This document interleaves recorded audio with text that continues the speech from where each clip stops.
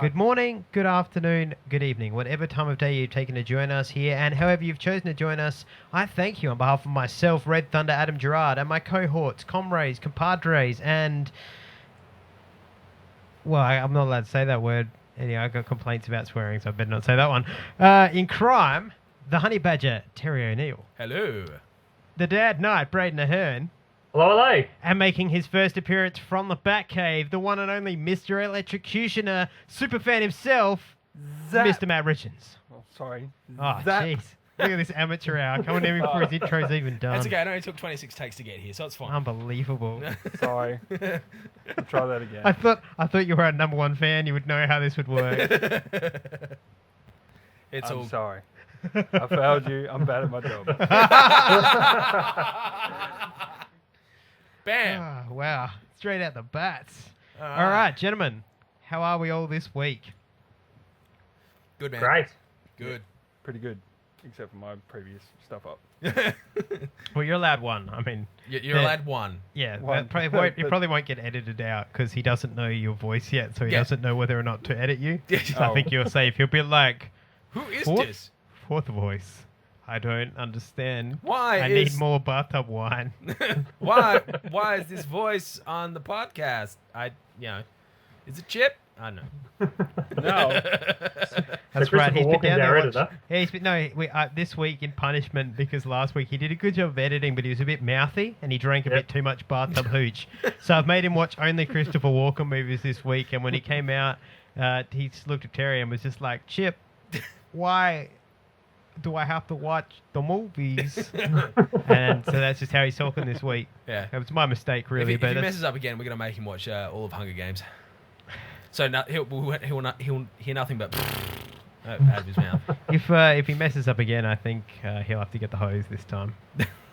Make sure he rubs the lotion on his skin first. Yeah. No food for a week. Yeah. We'll see what absorbs the bathtub wine if he doesn't have the bread. All right. Well, it's a big week this week. It's interesting. I think Braden and both you gentlemen here in the studio with me, I think everybody is going to be eating a nice big dish of humble pie. Eating crow, eating crow. Yeah. Better be shoving that pie down your throat. Along with a big black rubber cock blown by Bane. Bane, shut up. Get in your corner. So, yeah, we'll see. But Iron Man 3 is the best film of the set. So you're all full of shit. Now, this week on TV... My name is Oliver Queen. After 5 years in hell, I have come home with only one goal: to save my city. To the rest of Starling City, I am someone else. I am something else. My name is Barry Allen, and I am the fastest man alive. A friend recently gave me the idea for a new name, and something tells me it's gonna catch on. James Gordon, Alfred Pennyworth. We're gonna get the guy that did this, sir. New boy, are ya? You'd say. Good luck, mate.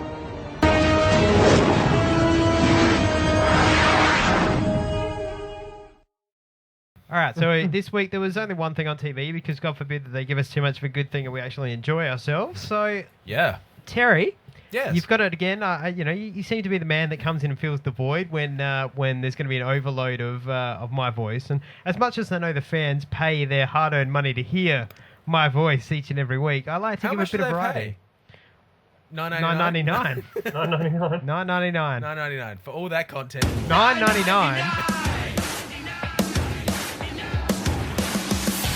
Gives you everything you want to see. Watch it on your tablet, phone, or TV.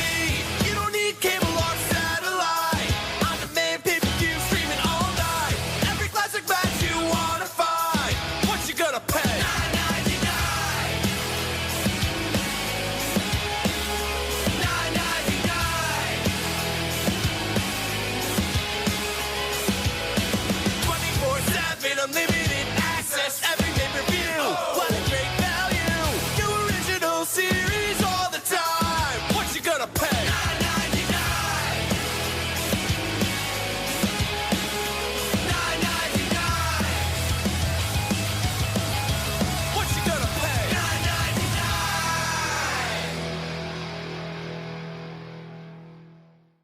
Jeez, where's our cut?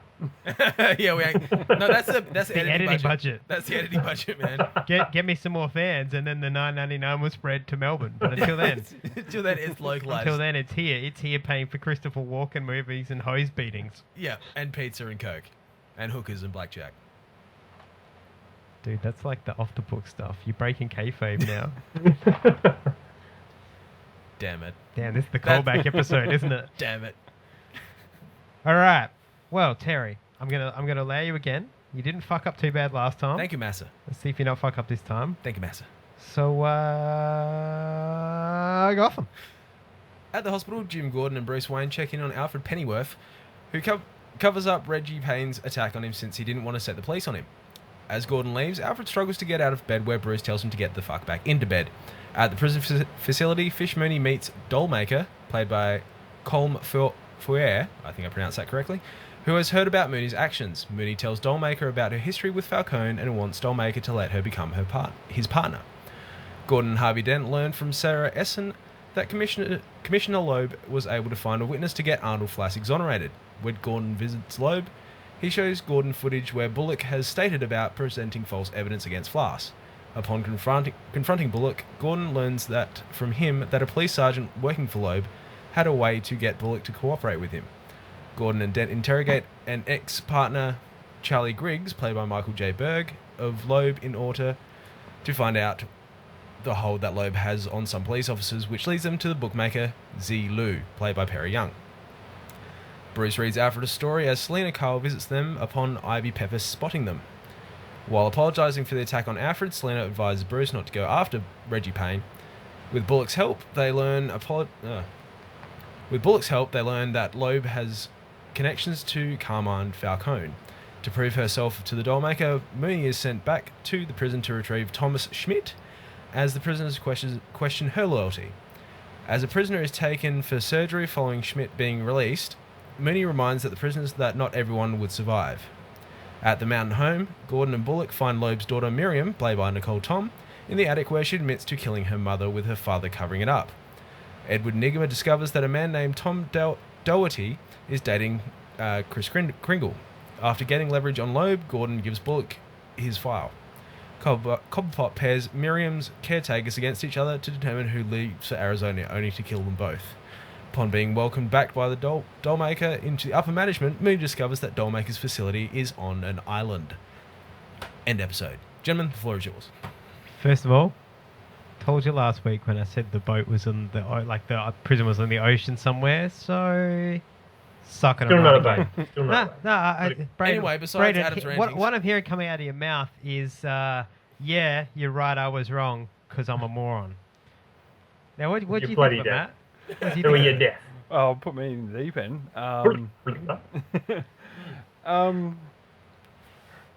In fear of favouritism and bashings, I'm going to go with Adam. That's a good choice. That's a good choice. He called it, so... Man, you're lucky I'm in a different state. Dude, you're built like a slender reed. I can yell loud. yeah, Shake my fist at you. what sort of battles my brain about it is the fact that there was the episode where Cobblepot had his mother singing in the new lounge. and it portrayed it as though that Fish Mooney could hear it come through the sewers. That sort of threw me off. I thought, no, it has to be a mansion, and Adam was wrong, but yeah, it's in the ocean somewhere. See? It's because I understand little nuances of writing, and I was all like, that's definitely in the ocean. So look, Yeah, well, they started on a boat. It's going to be somewhere No, near they the started on ocean. a boat. Yeah, they captured it off a boat. We're not denying it was in ocean, but it wasn't still on a boat. It wasn't a prison boat. It's not the USS Buttfuck. It's not a prison boat. Look, if I can just point this out, I think most things since the 1700s you can say, well, it started on a boat. I'm pretty sure that if you open the Bible to a certain page, there's a part that's like, and lo and behold, with all the animals, it did starteth upon a boat. Is that's word for word? Yeah. Yeah. Yo, it started on a boat. No, Yoeth. No, It did Yoeth. start upon a boat. I mean, let's be brutally honest. Gotham is still dragging its feet. Let's be Yeah. honest. It's really cool Fish Mooney being a psycho and crazy bitch and that sort of stuff. And like it was nice to see that amp up.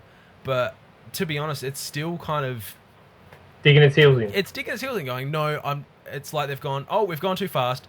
Let's just chuck it back a couple of gears and retard all the development, and then we'll just set at this pace. Yeah. It's annoying. It's offensive. It is offensive as a fan. The only thing I like about this is the continuity of Edward Nigma. Yep. It's that continuity. I still love Jim Gordon. I love Ed Nigma. I love to hate Penguin. That's the point of him. But yeah, no, that's the thing. And I like the fact they've given Fish a bit more like room to swim. But He went to film school. I went to film school for that joke. But like it's digging its heels in. It's going nope. Simple as that. Yeah. They've realised they've gone too fast. They've given us too much too quick. Story of my life. I took away something weird from this week's episode. Chlamydia? But it bugged me. Yeah, no, chlamydia, I what didn't is that? catch it again. Oh, okay, good. They're like Pokemon. Once you've caught them all, they just cancel each other out and you're immune for life. Excellent. You put them on the Fantastic. shelf in the Yeah, exactly. display cabinet. Yeah. Exactly, this is my STD show. Now, where, for the last few weeks, where has Jim Gordon been sleeping? Yeah, I don't know. I think Literally. it's only unless he gets his end away, he sleeps at the precinct. Or is it the new doctor's? That's what I'm saying. No, unless he's getting his end away that night, he sleeps at the precinct. Well, he's sleeping somewhere because he's sleeping somewhere with hair gel. Because the last few weeks he's had a very nice definitive part in that hair. Yeah. And 1970s part.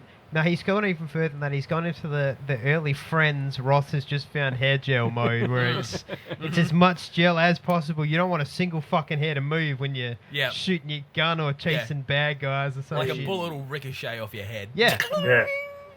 Bullet cops one to the eye. Fuck. That's why Bullet wears his hat. Yeah. It's oh my god. Bullock and West get their headgear from the same place. Yeah. Yeah. So there's really only one cop on TV who doesn't know where to shop for, and that's Lance. Yeah, there's he's losing his hair, so it's okay. We love. Well, you would He needs a toupee, not a hat. Yeah, a bulletproof toupee. That's next. yeah, totally.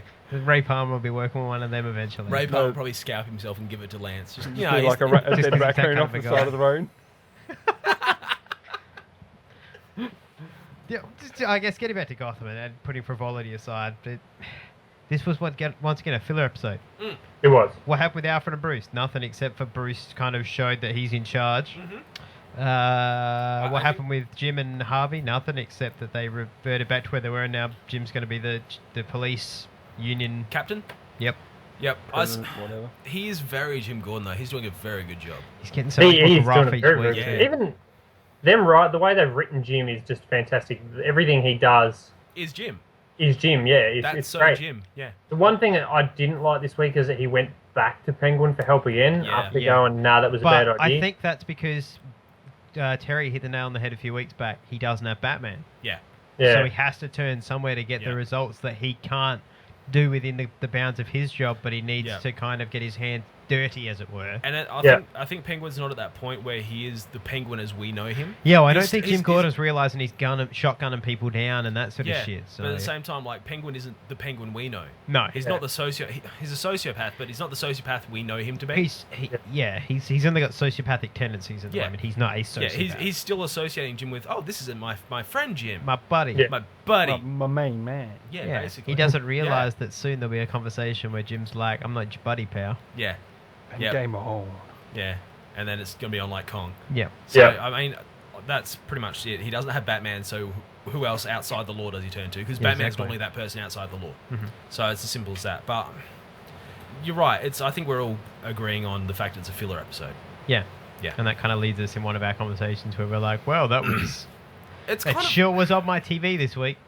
Damn straight. I mean, it was a good episode, but it was Yeah. a good filler episode. Give me a good story or development episode. Yeah. I want more.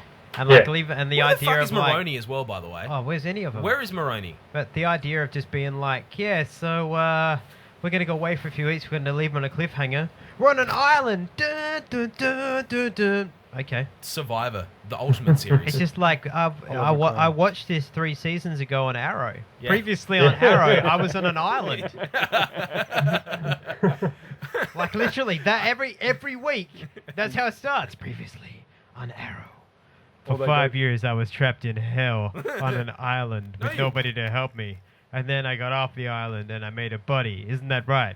And then That's I- right, Oliver, man. I'm here to help you now. And then I keep Official going start back every doing second episode. 5 years of being on hell. Then I dug out my eye.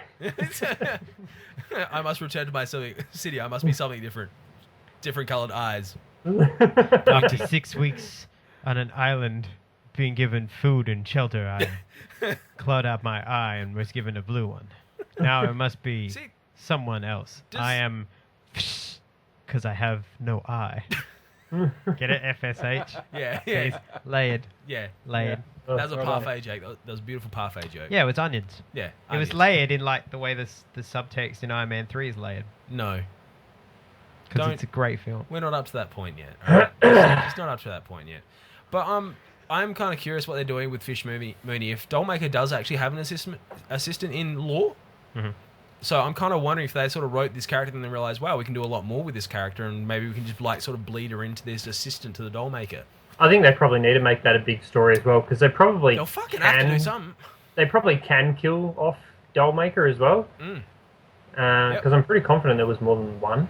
Yeah. Oh, Yeah. especially at that time since we And don't. Yeah. Even if there wasn't, there can be. Yeah. Yeah, exactly.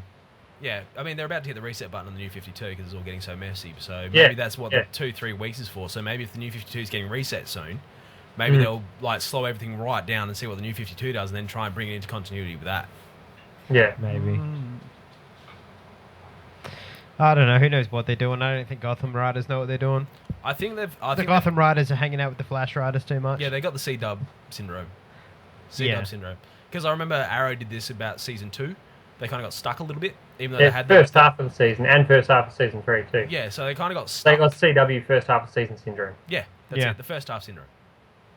Well, they'd want to be picking up because it's what, episode 18 this week? Yes. Yeah, they're getting That's a close lot. to the end. That's a lot deeper than the As first balls half. deep, that's at least 2/3 of the ball deep. They're gonna have to. You're almost watching They're the gonna dog at have to that do time. something up, like we've always said, a time jump or something, because this is gonna be a shitty show going into season 2 if it keeps going this way. Yeah. Or if it goes at all. I mean, if it keeps going on crap, then Yeah, that's exactly It'll right. get axed, and everyone's like, well. That's exactly right. yeah, that was a nice concept, but hey guys, we fucked it up. Yeah, Ben Yeah. McKenzie, you're wonderful. Everyone did a wonderful job. Writers, get the fuck out. Yeah. Improv theatre from now on. Gotham, the improv show. Mm. You know? You're next on Broadway. Yeah, next on Broadway. Coming soon from Arkham. Just hopefully Joss Whedon doesn't do a musical episode like he did with Buffy. Actually, there's part of me that would want to see that. There's part of me that would want to see that.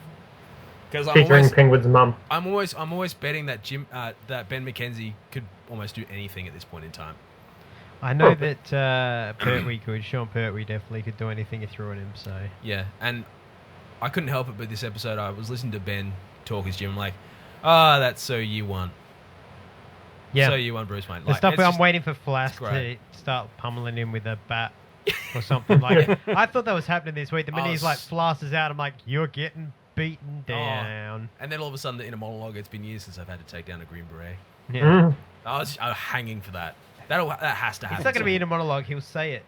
He will say it point blank to him. Flash will come at him and he'll be like, come on. You know, it's been years since I had to take down the Green Beret. Yeah. But I kicked that guy's ass. Yeah. I'll kick your ass too. Still, you deserve a handicap. Throw him a bat. Oh God, if they do that, I'd be so happy. That'd be good.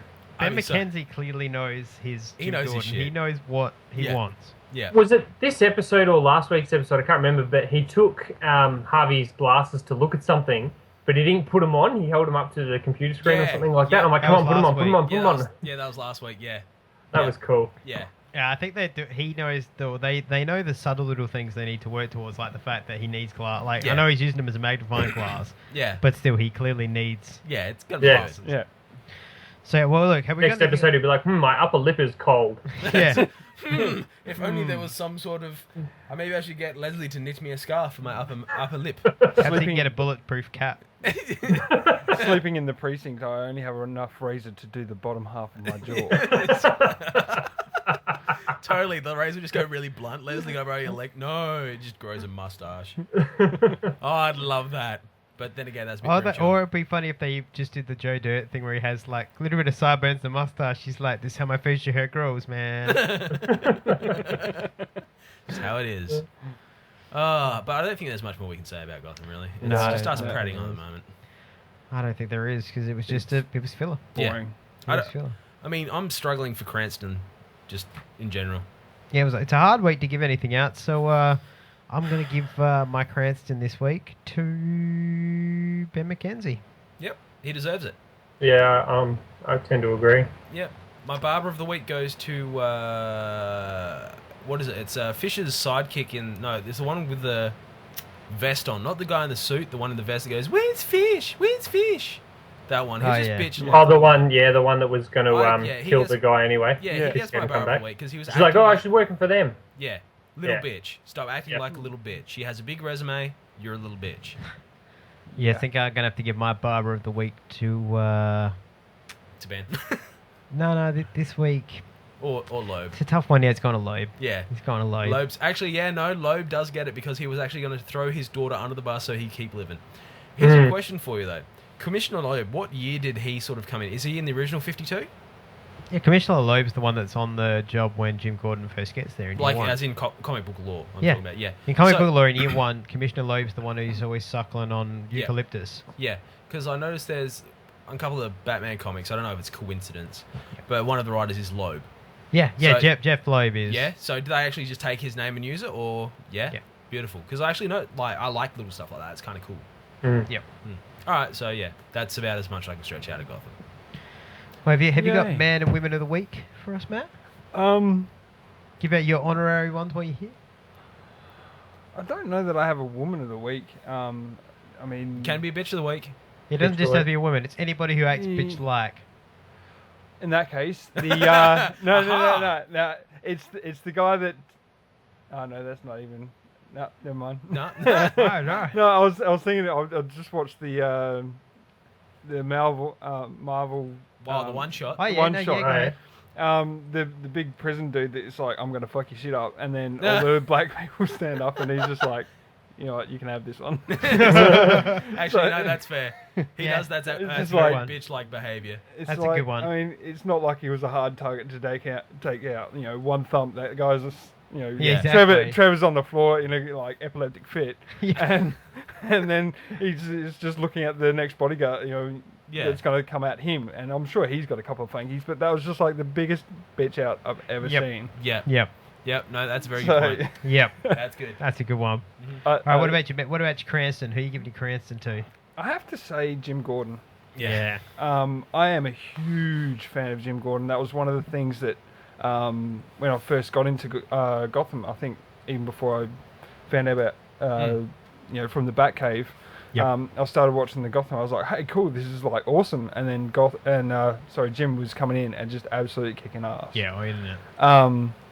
And so he's won me over Yeah. in Gotham, and it's probably the only reason why I watch it. I don't want to watch it for Bruce. I want to watch it for Jim. Yeah. Yeah. Well, that and you know what? That to me actually speaks something about what they're doing right. If the casual audience, which you are, because I'm guessing you're not a big Batman comic book fan. No, not a comic book fan. Loved the TV series when I was Attacker and it. Yeah, of course. Whatever. We all did, man. It was Adam West. Yeah. Hey. West. All the things come back and bite me in the ass. I flipped me on the Adam West. Yeah, I told you. You should have listened. I was right again. Adam West. In fact, Adam West is our editor. You know what?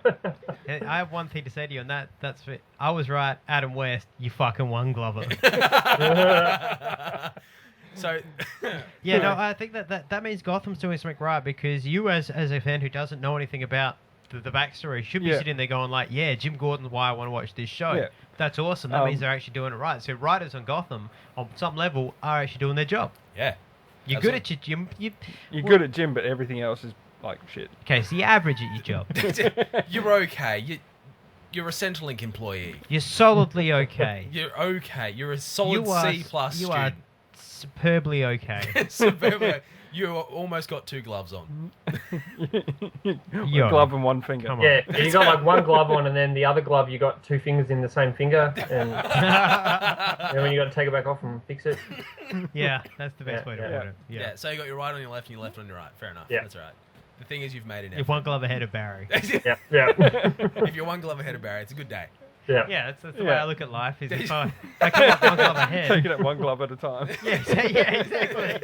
So everyone's like, I put my pants on the same as the next guy. You just aim for 2 gloves. That's all you I have. put my glove on, same as the next guy. One. Oh, one. Not one at a time, just one. All right, well, let's move on. Has anybody got a sore chest this week? Mine's good. Indeed. See, I haven't got any chafing this week. I've been I put the nipple guards on. I put some cream on. Good week for the nips. No bleeding. Fantastic. No chafing, no bleeding. No chapping. No nothing. It was fair. Any pus? Pus? No. I put Vaseline on last week. It really cleared it up. Yep. Vaseline and a bit of betadine. Really took care of it. I have to say, I've Sandbags? got a bit of sand rash. Sand rash. Oh, jeez. Oh, Sand rash. Have you got? First- Hang on. Have you got Like- sand in J-Law's vagina? Well, I'm more thinking of like wearing a wetsuit and going bodyboarding, and then you get home from the day and your entire upper chest is this like almost pimply red. Yep, I'm with you. Welted- Oversensitive, you can't lie down. Oh, God. Yeah. You know, your wife breathes on it, you're like, ah, don't touch me. Yeah. Um, I don't have a wife, so I wouldn't know about that. Yeah, That's I'm fine. fine with that. I just Oh, have, well, I'm I just the have only- a all right. series of harems that I float between. all right, so I'm the biggest sucker in this room at the moment. Yeah, Thank you very basically, much, yeah, guys. pretty much. You're a legend. Hang on, yeah, you're married and you have kids, don't you? So you're like the step up from Brayden. hey. Hey. You're like if in Pokemon when they evolve, All right, you're the next all right, step. so I see what's going on here. This isn't a fanboy, you know. Let's invite this guy over. This is like, let's get this sucker in and absolutely annihilate him and humiliate him over radio, and then put it on WordPress and on YouTube. And look, this is what we do to our fans. We just fuck them. Anyway, Yeah. Look, I treat my fans the same way the creators of Arrow and Flash treat theirs, which is like, would you like an answer to your question? Have some whales! Are you enjoying the show? Have some whales! I sure Okay, hate to spoil fair this call. for you, but I'm Yeah. wheeling in. No. G'day, it's me, Harrison Wells. Can I walk? I don't know. Can I? Can't I? It's a big mystery. Anyway. flash over here and tell me. Anyway, Continue. yeah, severely twisted Batnips, but it's not exactly over one thing. It's over the entire Flash, Gotham, Yarrow / Batman. And No, it's I believe his name is now Green Bat Arrow Man. I was thinking Oliver Wayne or you know. Oliver Wayne, I still like that. Yeah. But I mean, you guys talked about it in a previous episode, and before that, I mean, to be honest, I hadn't even known that Arrow was a TV series until I heard you guys. And for the last 2 weeks, ever since there was this possible chance that I could be here and talking with you guys about it, I've like, I listened to the fanboy come out. I've just annihilated 3 seasons of Arrow and the entire season of Flash, plus trying to catch up on Gotham and full-time work. But I did that in about a week and a half. That's impressive. That's impressive. My That brain is hurts. impressive. So, I mean, I was just going to go on the Arrow because you know that I was attracted to the Arrow. It was awesome. It was a cool. Oh, we're all show. attracted to the arrow. Yeah, if you're not I attracted to mean, the arrow, come it's on. Diggle. Come on. Diggle. Now, the only reason I got into the Flash is because there was that crossover episode, and I was like looking at, you know, powering through Arrow, and I got to 3rd season, and there was that episode 7, I think it was, and Yeah. then I started episode 8, and I was like, previously on the Flash, oh, you shot me in the back, you son of a bitch, and I was like, what the fuck? I haven't seen that. Yeah. Yeah. That'll get you every So time. I Yeah, literally that works for you. stopped my Arrow watching and fast-tracked all the way through Flash up until current, and then went back to Arrow. And last night, I think I watched the last episode of Arrow. Fucking hell. Anyway, so I've had this. That That's hurts. dedication, man. Yeah, that's really I mean, impressive. it does. Arrow does interest me more than Gotham at the moment. I came and as I said before, I love Gotham. I love what they do with Jim, but Gotham is dragging behind, and Oh, as is it you guys ever? were saying Yeah. before, it was a filler, and I'm now bored with Gotham. Yeah. It's like I could miss an episode or two, and then watch another episode and go, oh yeah, I'm up Yeah. to date. You Yeah. know, I haven't missed any backstory. I haven't, Yep. No. you know, Selena Kyle come in and twist fucking Bruce Wayne's Batnips, Batnips, and then yeah. like piss off. Quite literally the owner of the Batnips. Yeah. Yeah. And then piss off, and then like, you know, well, what was that for? Yeah. And so I'm currently bored with Gotham. You're absolutely right. It's like, say Arrow, for instance. In Arrow, it feels like every week we're seeing a new chapter. That's of one right. story. Whereas Gotham, it's like we're stuck in the prologue, and every week isn't a new chapter. Every week's just a new panel of the comic. Yeah, it's written And like you just have Twilight. to go like, fucking hell, how many pages is this bastard? Furthermore to that, there's too many side stories. There's Way no- too many. There's no, But there's not even a main story. That's right. There's Yeah. no main focus, and Yeah. so you like, you sort of watch Penguin's development, and then they go, oh well, fuck, we've exhausted that idea. Let's go for Fish, or we've Yeah. exhausted Yep. that Yeah. idea. Let's focus on Don Falcone, and Yeah. and then you know, even though as much as I love Jim, it's him doing the same thing every week. Yeah. It's He's CSI kicking- Gotham, realistically. He's kicking the corruption in the arse, and then getting punished for it, then coming back and kicking corruption in the arse even further, then getting punished for it. Yeah. And it's a continuous cycle. You know, it's like an AC sine wave. You know, up and Yeah. down, up and down, up and down. That's it. Yeah. So that's my Batnips on Gotham. On Gotham. On Gotham alone. Okay. Arrow. Okay, so you've got 3 nips being twisted. Okay, cool. Yeah. All Wow. right. I've got a brilliant. third nipple. He's got another Yeah. What's that Yeah. word? Superfluous? superfluous. There it is. Yeah. That's the one. Doing your yeah. $10 words out of your 50-cent mouth. Out of a dictionaries. Dictionaries and the thesaurus. The I was Saurus. just picturing that girl from I can't remember which one. It was one of Kevin Smith's movies, the 3-nippled fortune teller. Oh yeah, Morat. Oh yeah. Yeah, Morat. See, when Or- I hear or third for- nipple, I think of Chandler from Friends with his nubbin. I Yeah. was thinking more of Good Krusty. Luck Chuck. No, Oh. Good Luck Chuck Oh. with the yeah. plastic boob surgeon, and he marries this chick with 3 boobs. Anyway, the Arrow.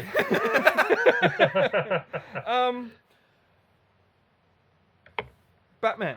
That's all it is. Yeah. And that's all I see it Yeah. coming to be. Yeah. And it's kind of annoying. But in saying that, he's bad at his job. In saying that, too many people know his secret. Yeah, that's true. There is That's so fair. many people that That's know fair. his secret, and it seems like every second episode he tells someone new.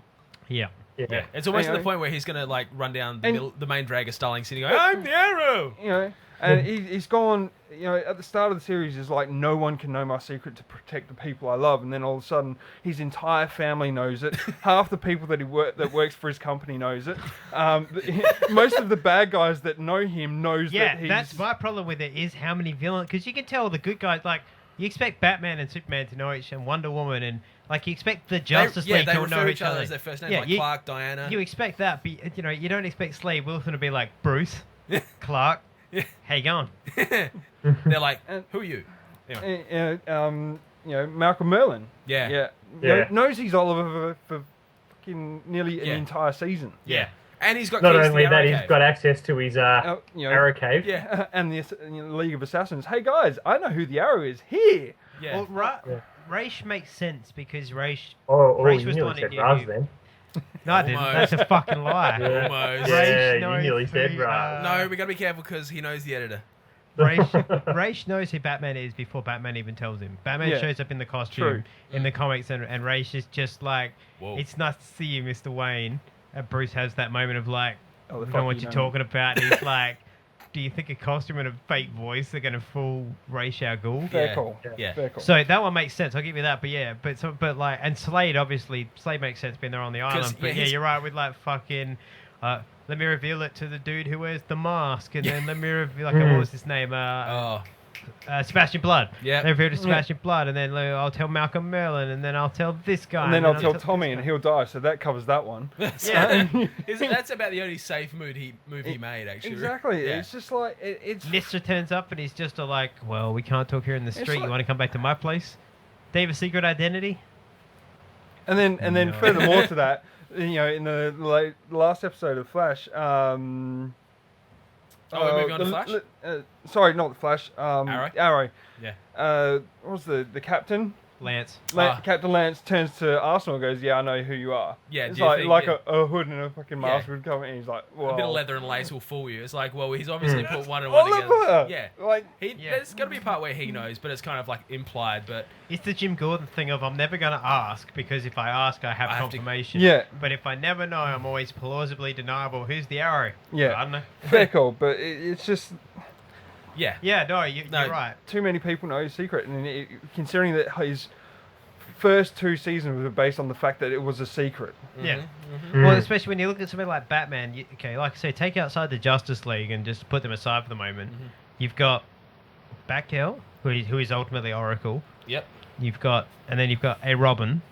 Yeah. At a time, like At any Alfred and given a time. Robin. Yep. That's it. And then Harold, the guy that can't speak, that fixes the machinery in the cave. That's it. And then Those you've people got know. whatever Helena bit- doesn't like. Huntress doesn't know who he Nope. is. None of the villains know who he. Like literally, nobody knows who he is. Yeah, most of them don't want to know. Even in the Justice League, there are certain members of the Justice League Don't that know. unless you're in that top shelf, you don't know who Batman is. Yeah, that's Yeah. just it. And That's unless the Batman defense, and that's what you need when you are somebody like the Green Arrow, where it's like, you're a human. As well. Wells. Bloody Wells. Told you the writers, they're getting pissed off. all right, what's twisting your third nipple, a la Flash? A la Flash is the metahuman prison. Oh, okay. That The fact there's no toilets in the cell. the fact there's no toilets, the fact there's no food, the fact that it I don't know if you guys watch Mythbusters at all, but it seems to me like something out of an episode that they did an experiment with 2 pigs in a Corvette to see if they let these 2 pigs rot in a Corvette inside a shipping container. Yep. To see if they could remove the smell out of the car. I'm gonna go. I haven't seen it, but spoilers. They didn't, did they? They didn't. I They knew that was coming. They didn't. And Decomp like a it bitch. just seems like that. I mean, like, who the fuck feeds them? All right, so you've got Harrison Wells rolling around or walking or using Flash Force, Speed Force, depending on what's happening on that episode. Depends on that time of the month whether he's running you or got not. the 2 kids, Kate Cisco and and Cisco. Right. They're doing their thing, and then if they're not doing their thing for Flash, they're doing it for Felicity. I do have a counterpoint for this. Hit Right, me. so recently what we've been doing is massive publicity spray. So I joined Tumblr, right, on behalf of From the Batcave. Because he's a 13-year-old girl. I like the cats on the internet. Anyway, Can I there's have cheeseburger? Can I have cheeseburger? Yeah. There was a photo on the internet the other day of a cat getting a cheeseburger, so the internet is broken. It's down. It's over. But no, there's one called The Chronicles of Cisco, and it's from the writers of the CW. And it actually says in there he goes in there and Peekaboo. And he talks about how he goes in and takes food to Peekaboo and they hang out and talk. So that is sort of it's one of those bridges that I don't have to address in the show. So it's the CW one shot. Yeah, that's the CW one shot. So if we're bringing one shots, I'm going to interrupt you again. Okay. All right, so he gives them food, right? And this prison is unbreakable, that no one can escape it. How the fuck do they get the food to that people without opening? it doesn't get into detail. Okay, I'll answer you that with, have you seen X-Men Days of Future Past? Yes. Magneto's in that plastic prison that he Yes. can't break out of, that they have the slide thing that's built Yep. into the wall that you just need to tray to fit through. Yeah. That's all you need, so it just goes... Yep. slides Okay, down so on the tray. how does that work? What for about for the gas man? dude then? Has to wait for what? gas Is food. it fog or the mist? Yeah, the mist guy. Well, all you've got to do, if you think about it as a, like, kind of like, what are those things in shuttles where you come in... Vacuum Oh, seal? airlock. Airlock. It's an airlock. So you put you Right. drop it in the top bit, door closes behind it, pressurized, gets pushed through, door opens, so even if the gas gets in, it's stuck in a pressurized area it can't get out of. Until that door opens. Yeah, but then you've cut it off because then the food tray slips out the other end and cuts it off. So all that Oh. bit of gas is trapped in there. He's got Okay. no way to bring it back. So realistically, what you're doing there each time is he's killing himself Yeah. to do that. So Because I think you- the you know, idea was to exhaust himself His from metabolism. going gas to solid, gas to solid. He just exhausts himself, and he's constantly doing that. Trying to Kind get of out. like with every single one of them. Yeah. Yeah. Except for Peekaboo, she just gave up. She gave up. No, they 'cause the put her guy- in dark. No, her cage is all mirrors. She No, has it's to have- darkness. She's in complete darkness and it's a one-way mirror.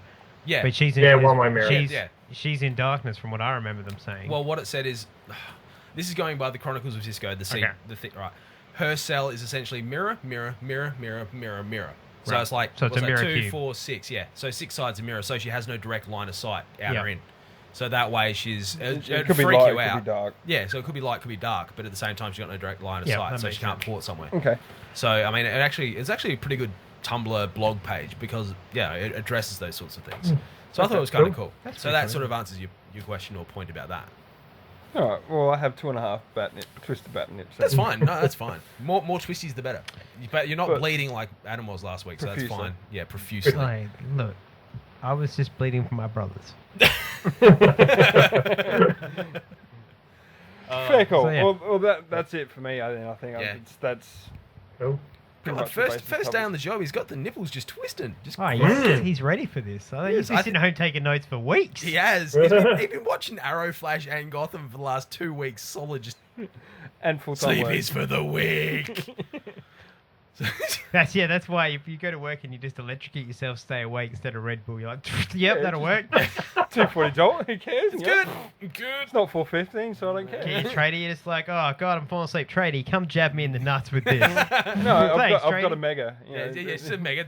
Mega is a tool that either sends 250, 500, or 1,000 volts DC through a cable to test the insulation qualities of the cable. So I just have that pack strapped to my leg, and then just anytime I get a bit tired, I just buzz myself. Yeah. It's like a It's a way to do it. Like a bat. I also like the fact that that's basically a portable torture device. Yeah. Yeah. Oh, it's great. As on you said that apprentices. just then, it's really sad. Really sad what I'm studying because all I thought just then was literally like, yeah, you could really like take that and like really torture somebody with that. Yeah, it's Like great. my brain's like, how would you stop that? And it's like, what is Well, wrong with my hand? Well, furthermore to that, if the apprentice is on a aluminium ladder, you put one prong on the ladder and then one prong on their leg, and you just go straight. Yeah, anyway. As long as they don't fall off the ladder, I'm fine. Insurance is good. It's good. Well, if you electrocute him like we learned in Ironman 3, your grip will. You close your hand in the grip. Yeah, but if you're not going for it depends on the path of the current. If you're going from the I watched. Did you watch the movie? All we have to do is Extravaganza send will a be current back. into I'm somebody's sorry. arm, I'm sorry. and I their haven't hand done 4 years of trade school to know like electrical properties You actually have a degree in in engineering. yeah. That's essentially what you have. Look, You went to film school. Okay. yeah, and I'm always wrong about films, apparently. But yeah, I mean, I could make your hand grip if I put the Mega across your forearm. It'll make your muscle spasm and grip. Yeah, sure. But That's what I'm saying. AC doesn't grip because it's alternating Is between there something wrong with AC's hand? no alternating current.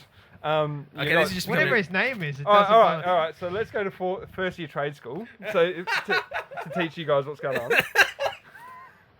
Or we could just keep talking about Batman and Gotham. Yeah, we should probably just stick to DC. Oh, we should probably speak to DC. Wait, no. DC Comics. DC Comics, oh. It's making me grip. Well, has anybody else got any Batnips that are twisted? I do. My Batnips Yep. are damn twisted. What over? Iron Man 3. Fuck off. And now for our feature presentation. Got a lot of apologies to make.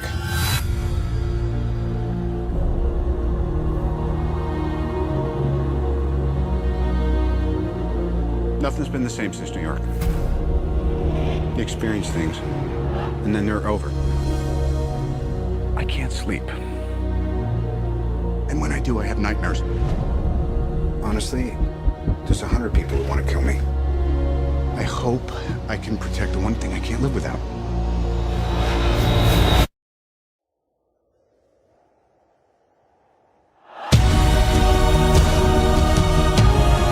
Ladies, children, sheep. Some people call me a terrorist. I consider myself a teacher. Lesson number 1. Heroes. There is no such thing.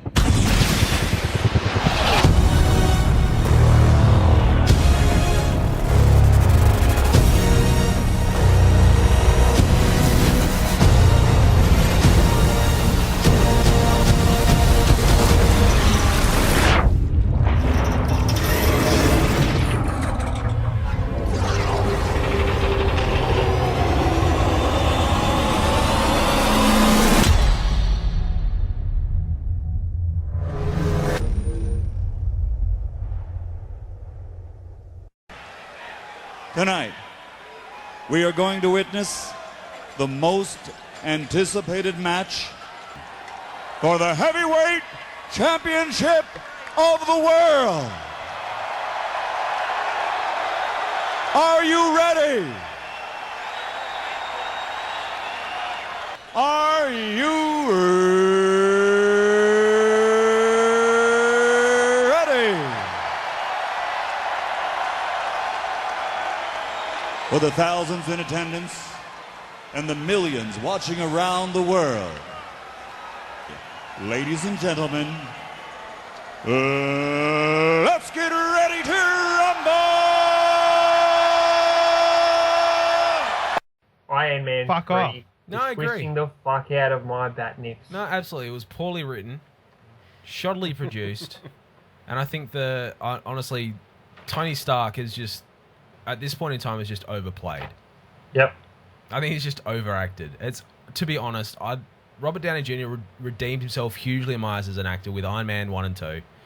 But 3 just took it way too far for me. I kind of got over. The only redeeming factor of 3 was the relationship he had with the kid, which I hope comes into play in any future movies that he does. Like, That's it. Well, this movie was Iron Man 3 starring Tony Stark as regular man.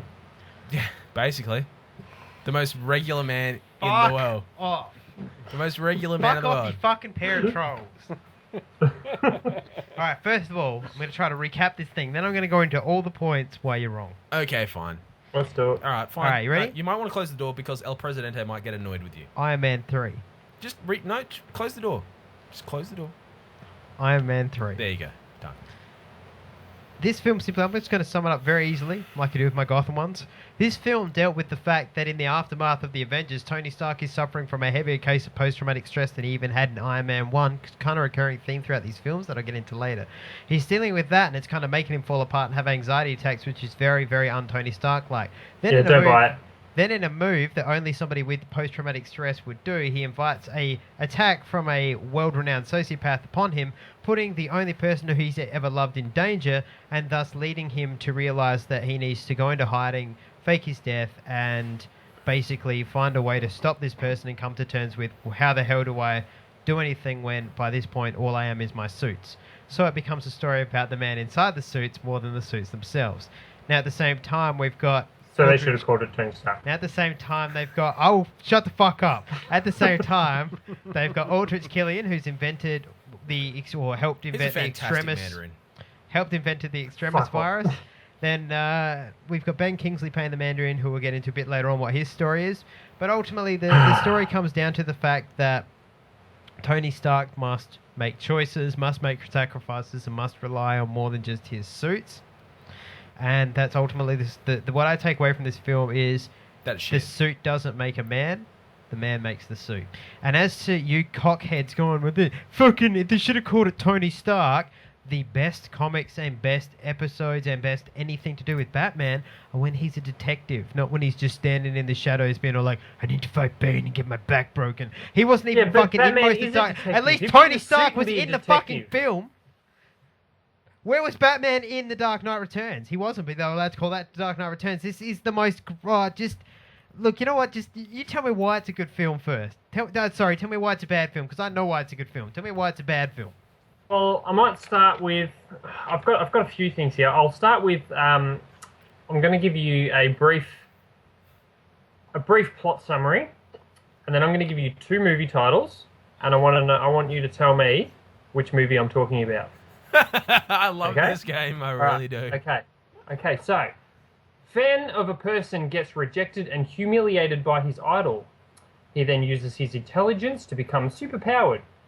The hero has a black friend who needs a suit to have power. This hero is captured by the villain and told of his evil plans. The hero escapes, and villain is taken down by his own invention. Now I'll give you the 2 titles. First one being Iron Man 3. Second one being The Incredibles. Yeah, I saw that coming. I will raise you that with this. You're a fan of Iron Man 1, aren't you? I am a fan of Iron Man 1. Okay, so what you'd really like basically is just, oh man, I built a suit. I built a bigger suit. I'm gonna be a bigger suit. My suit's bigger.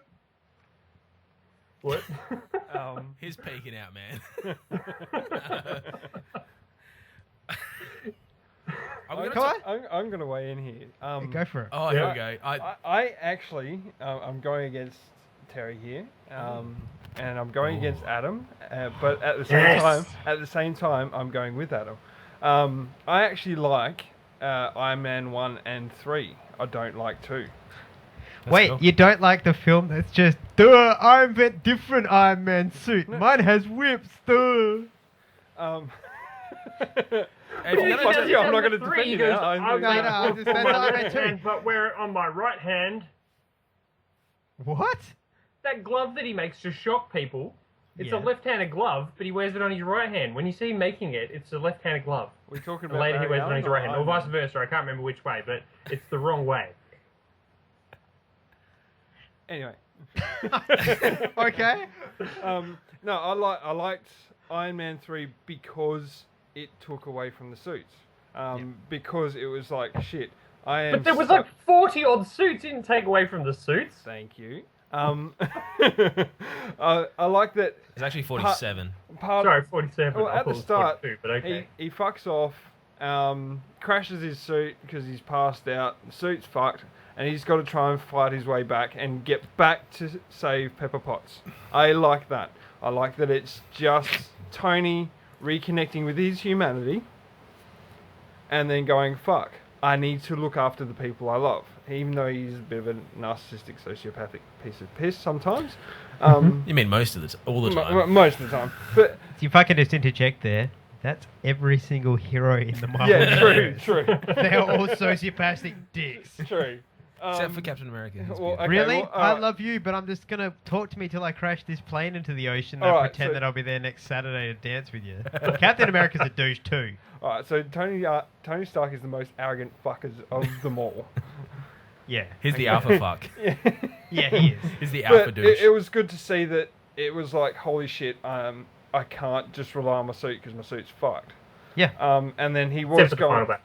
Yeah. And it's sort of... That's why I liked the first one as well, because it wasn't initially about the suit. It was about him being captured, and he's like, well, fuck, something has to change because I'm doing this to humanity. Yeah. And similar, you can sort of take that plot and, remold it and make the third one. And that's why I like 1 and 3. Whereas 2 was about the suits. Yeah. That's my way in. Well, two was kind of about him as well because he was being killed by the suit or the power source. Yeah, I mean, and he had to spend a fair bit of time by himself working and ended up creating the new element. Okay, Yeah. so he invented something. That's Right. So he also invented something. well. See, that's with Iron Man 2. I mean, the reason I like that specifically isn't because of the suits or anything like that. I like it because of Mickey Rourke. Yeah. Simple as that. He was Right? He was like, to be honest, what was he in before that movie? Sin City. The Wrestler, which he got an Oscar nomination for. Yep. Before that, Sin City. didn't get much for that. Didn't fucking What? job with it. He didn't know. He didn't get much for that, right? What? He's still no. What? Frank Miller wrote new Marv comics for him. That's how good he was in that. So how can you say he didn't get much for that? I'm talking about the general public critical acclaim, right? Now, put it this He way. was the thing they talked about in the reviews. Listen to me very carefully. Not everyone is like us. Not everyone has, wrestling figurines and comic book figurines in their room. If you turn around and say, hey, Mum, Dad, let's watch Sin City, they'll go, no, fuck no. You want to watch wrestling? No, fuck no. Let's watch Iron Man 2. Cool. Brings Mickey Rourke back into the spotlight on a grander scale because you got to admit, Sin City, very specific target audiences. The Wrestler, very specific target audiences. Even though it was a heart-wrenching story and it was eventually supported by the wider the reason community. I will argue you against on The Wrestler, Darren Aronofsky film. Yeah, that's true. That's like, a David Lynch film Yeah. is automatically going to draw X number of people. Yeah. Just name it Joss Whedon. Yeah. Put the name Joss Whedon on anything and people will be like, damn my money. But at the same time, when you've got a title like The Wrestler, Yeah. you've obviously sort of narrowed your focus down. Now, when you take someone like Mickey Rourke, he's got that reputation. Like, through the 90s, he completely drug-fucked himself. And through most of the 2000s, he probably did as well. But at the same I was time... going to say, until you got the 2000s where you're talking about Robert Downey Jr. yeah, it's been two of one and half of the other, really. The dude who was once arrested for driving down an LA expressway naked in his Porsche, Yeah. screaming that he was covered in rats. Yeah, basically. And but the thing is, Mickey Rourke went out and learned fluent Russian. that ain't an easy language. Mhm. Okay, it's not easy. And then And he also learned how to train with bird. Bring me bird. It was actually a Bring cockatoo. my bird. This not my bird. It's not my bird. It's not bird. But the thing is, you also train with like to Drawn operate 2 better. whips at a time, like properly.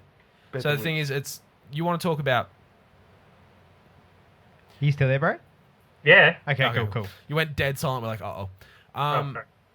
So basically, he's put a lot of effort into this. So over the past, that's the thing. Him and Ben Kingsley for me are the two biggest things. I don't care about Robert Downey Jr. I know he is Tony Stark. Yeah. That's the thing. So if you get someone like, because when I hear Mickey Rourke, I'm like, eh.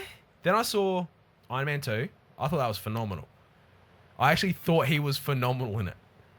Simple as that. Just for the fact I'm not going to argue with that fact at all. You're not? Nah, I'm not going to argue with that at all. My gripe is with fucking Yeah. Iron Man 3. And then the highlight for Iron Man 3 was Ben Kingsley. Yeah. Which they completely I even watched kicked us in the teeth over. Put it this way. I even watched the one shot today. So did I, yeah. I mean, I still don't really count that but for me, if that's meant to be No, that's canon. You have to count that. That is canon. Stop. Would you listen? If it's an integral part of the story, you put it in the script. Yeah. You put it in the movie. Not Yeah, so okay, people and know. where not did so- they publish that's that? fine if you want to argue it, but not so you go, wait, we'll make this. It's shot right after it, but we'll wait till the Blu-ray release. Not everyone has Blu-ray. But it wasn't even on the Iron Man Blu-ray, wasn't it? It was on the Thor It's on the 2 Thor 2 Blu-ray. Yeah, 'cause Dark World. Yeah. that's Yeah, which That's is what they've released done with the one after. shots is always put on the one afterwards. But Yeah. it's okay. Two things: one, it's an incentive to get people to buy the Blu-ray for a film they've already seen. But two, the reason they do that is because For continuity? no, not just Or continuity. the, the... How about because otherwise Yeah. films are going to run 3 hours long? They need to find a way to reduce things into these An small extra 10 minutes onto that film would not have killed it. It's not bloody Dark Knight Rises. It is not Rises. But an extra 10 minutes on it would have made it the running length of Batman Begins, which pushes you. Okay, in terms of theaters, okay, ultimately to Yeah. make money, these studios are doing these films to make money. Yeah, absolutely. You need a certain run length, and anything over 2 hours is killer because it means you lose a session a day. Right? So they time these things out to get the maximum number of sessions in per day. Now, people see the film. You want to give them an incentive to buy the next part, which is that they're going to get this individual one shot, which is kind of the reason they're called one shots is because they release comics in this way, and you get them as a bonus with other comics, and it simply just might be 5 pages, and in that 5 pages you get a little bit of a story that is an epilogue to a different comic, but it's within the Avengers or the whatever world you're reading. That's the thing. I mean, granted, we are a comic book based podcast, right? Mhm. Right. But at the moment, we're actually starting to branch out for us. All right. We're actually starting to branch out to non-comic book and non-DC fans. Like Matt didn't really want to watch Flash that Yeah. much, but he ended up watching it anyway. Right, he smashed out. Like, so if you're broadcasting like that, you got to realize, well, how about we cut the part where, I don't know, a part where you can cut down and actually introduce that part of critical story, which seems to be a critical story part. Well, they could have put it after the credits instead of that That's stupid. true. Yeah, I'll give you that, but Bruce Banner.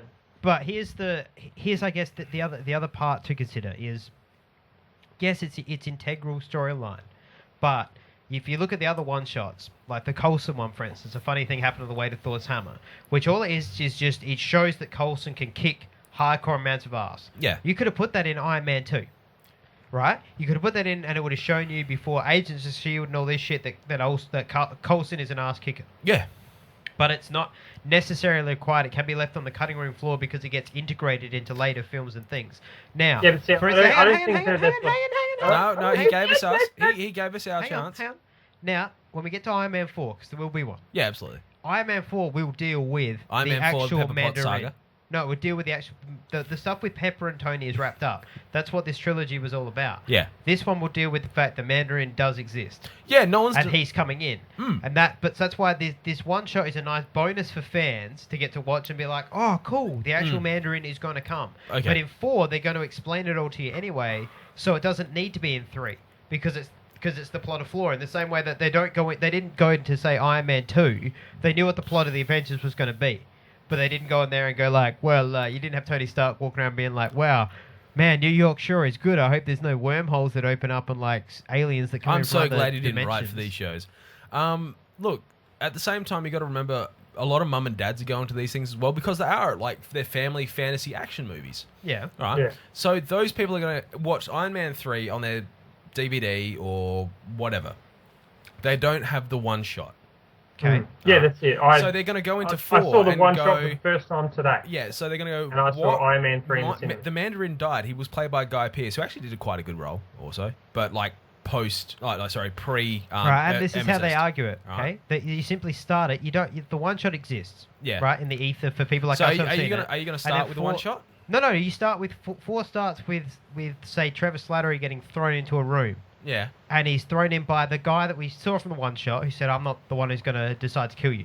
Yeah. Now, to those of us who have seen it, we're like, "Oh, cool, we know who that is." Kind of like the tumbler with Cisco feeding the guy. Yeah. Right? So 4 starts off, Slattery gets thrown in, and you see this dude with his rings on and shit turn around and be like, "You thought you could take my name? You thought you could usurp the..." Almost like the Ra's al Ghul style thing, like, you dare to pretend to be the head of the demon. Yeah. And then you're like, what the hell? And he's like, I am the Mandarin. Mm. Iron Man. And then you get the title card of Iron Man 4, and then it cuts to Tony, chilling in his house, being all like, "Jarvis, can I have some breakfast and shit? Yeah. Are there any bitches for me to bang? Where's Pepper?" Roofie Pepper for me. gluten-free Wait, that's waffles. Alfred. You know what I mean? So yeah. that's how you bring it in. So it's still there for the casual audience to be like, "I thought he was dead. What the You hell?" got to remember, we've been sort of almost raised in a society where since 2000 onwards, movies only come in 3. Yeah. Unless it's Fast and the Furious, where we're coming up to Fast and the Furious 28. Yeah. The Revenge of Paul Walker. Too soon, man. Yeah, no, that was. As soon as it came out, I'm like, oh, damn Porsche it. move, mate. Yeah. Porsche move. Yeah. But Shit. but at the same time, like, unless it's, we're used to 3s. Yeah. Good movies, unless going, oh no, we'll do Batman, I don't know, Gotham Uprising, and Christian Bale doesn't sign on, so we'll get Matt Damon to play Batman. Right. Yeah. So it's that sort of culture we're used to. We're used to the Mission Impossible. That Up was to just. 5. Do you want to know why? Tom Cruise needed a motherfucking paycheck. That's why, to get that, like, the tooth in the middle of his head to be moved. All right. But I'm still saying there are other. No. I see your point. Yeah, but I do see your point. But at the same time, I'll argue that with this. Yeah, that's how things used to be. Before Marvel, studios didn't plan out films the way they did, where they're like, well, we want to look at getting to Avengers 3 and 4, ultimately, in 2018, but we've got to start here in 2005. Most studios don't look at it that way. They didn't have the forethought. I mean, I to think look that's at it that why way. they ended up selling off half their characters, so actually the funding to actually start the whole phase 1, 2, and 3. Sort of. That's a very long, complex story that isn't worth getting into. But yeah, though, so I guess what I'm saying is that they had this plan, and the reason that we're not used to 3s and 4s, so we do go into these films being like, well, that's a shit way to end it. It's not over. Yeah. And like I say, the point of these films ultimately, 1, 2, and 3, is Tony Stark. Yeah. Tony Stark ceases to exist the minute that bomb goes off. Yeah, in absolutely. 1. Yep. And then Iron Man exists. And if you watch, every film deals with him saying, "I am Iron Man." Yeah. But the first one is his proudly proclaiming, "I'm Iron Man, fuck the world." Yeah. The second one is more about, I've learnt something that... I'm a nuclear deterrent, calm the fuck down. No, more the first one is, who am I? It's a guy who's lost in his life. Because Tony Stark's a drunk who doesn't know what to do with himself. Yeah. He suddenly has a purpose, and then he realizes he's in love with Pepper Potts, and he wants to do something with his life to change the world because finally he can. Yeah. So he starts, and then at the end when he's like, you know what? I am Iron Man. That's Tony Stark's ego basically saying, you want to know who Iron Man is? It's me. Yeah. Then the second one deals with things get a bit heavier, and he starts to realize that the suit and the man have become one thing. Yeah. So that Iron Man is the whole, well, you want to know what Iron Man is? I'm Iron Man. Yeah. This one is, everything I learnt taught me that I had this thing in my chest that was making me scared. I'm not scared anymore. I don't need to rely on the suits. And even when I have the suit taken away, do you know what I've realized? I'm not Tony Stark anymore. I am Iron Man. And that's very clear in the first one. Everywhere he goes, people are like, Mr. Stark, no matter where he is. And he signs Iron Man or in something this, like that. but in the third one, people don't know who think about it. He still looks the same. Yeah. And the only guy who knows who he is that newsman guy. Yeah. It's the only one who really catches on, which tells you something about how Tony Stark is just like almost like Bruce Wayne. It's the nothing. Or it tells you that everybody in that town's fucking retarded. I want to say something here as well, because I'm not a comic book fanboy, so I don't have a lot Neither of the am I. backstory. But I don't know a lot of the backstory. This is forced research for me, though. Yeah. Let me finish. No. You're a guest. Shut up. Sit in the corner. What I like is, or what I'm not sure that I like it, but I think it's a marketing ploy because at the I can't remember which one. Might have been the Avengers. There was a cutscene right at the end of the credits where it had that Shawarma? blue guy in the gold. Thanos. Or is it? He said, we'll come back soon enough, or something like that. Yeah. I had no idea who that character is, but I know it's leading into another movie, and maybe it's them. Okay, so this one-shot film is attracting another audience that may not have watched other things to get basically more money. So the more people that are involved with it, I mean, fuck, I didn't want to know what Flash was until last week, and when I'm watching the Arrow, all of a sudden, shit, I need to know what happened in Flash. Yeah, you're exactly right. So it maybe not that they're bad at their job, maybe it's they're good at their job because they are attracting new audience through different movies. That's exactly to bring right. them into the market so that they can get more money off them. Yeah, you're exactly that's right. fair. Yeah, absolutely. And when it comes to, I guess, to look at your Thanos thing, like I say, Marvel have a big picture. And for you to be like, well, I don't know who this guy is, when you get to the point where I know we're going to get to in, probably it'll either happen at the end of this Avengers film, or it'll start at the end of the next Guardians one, there'll be something that you will see that'll make you just be like, what the fuck is going to happen now? And that's the game changer, and that's what they're leading towards is a game changer. I mean, furthermore to that is like I watched Guardians of the Galaxy. I had no fucking idea what was going on. Like I know that there is a tie there. Yeah. I know that there is a tie between them and the Avengers, but I have no fucking idea what that tie is. Yep. And I'm watching this movie going, all right, I'm expecting Iron Man to come out or Thor to come out and kick ass, and it's just like, no, it's a fucking raccoon and a rocket. And I'm like, okay, that has got something to do with what's coming next. I don't know what it is. Because we're in now in the start of Phase 2, kind of where we were at. I liken it to Iron Man 1. Well, Phase 2 starts next month. Yeah. Well, no, technically Phase 2 started with this and Captain America. Captain America 2 and Thor 2 are all part of Phase 2. Yeah. Okay. Oh, yeah. And basically Avengers is the end of Phase 2, as it were. Or you're right. The back end. Anyway, so what you're looking at is you look at, say, the first one that came out was Iron Man. Yeah. Okay?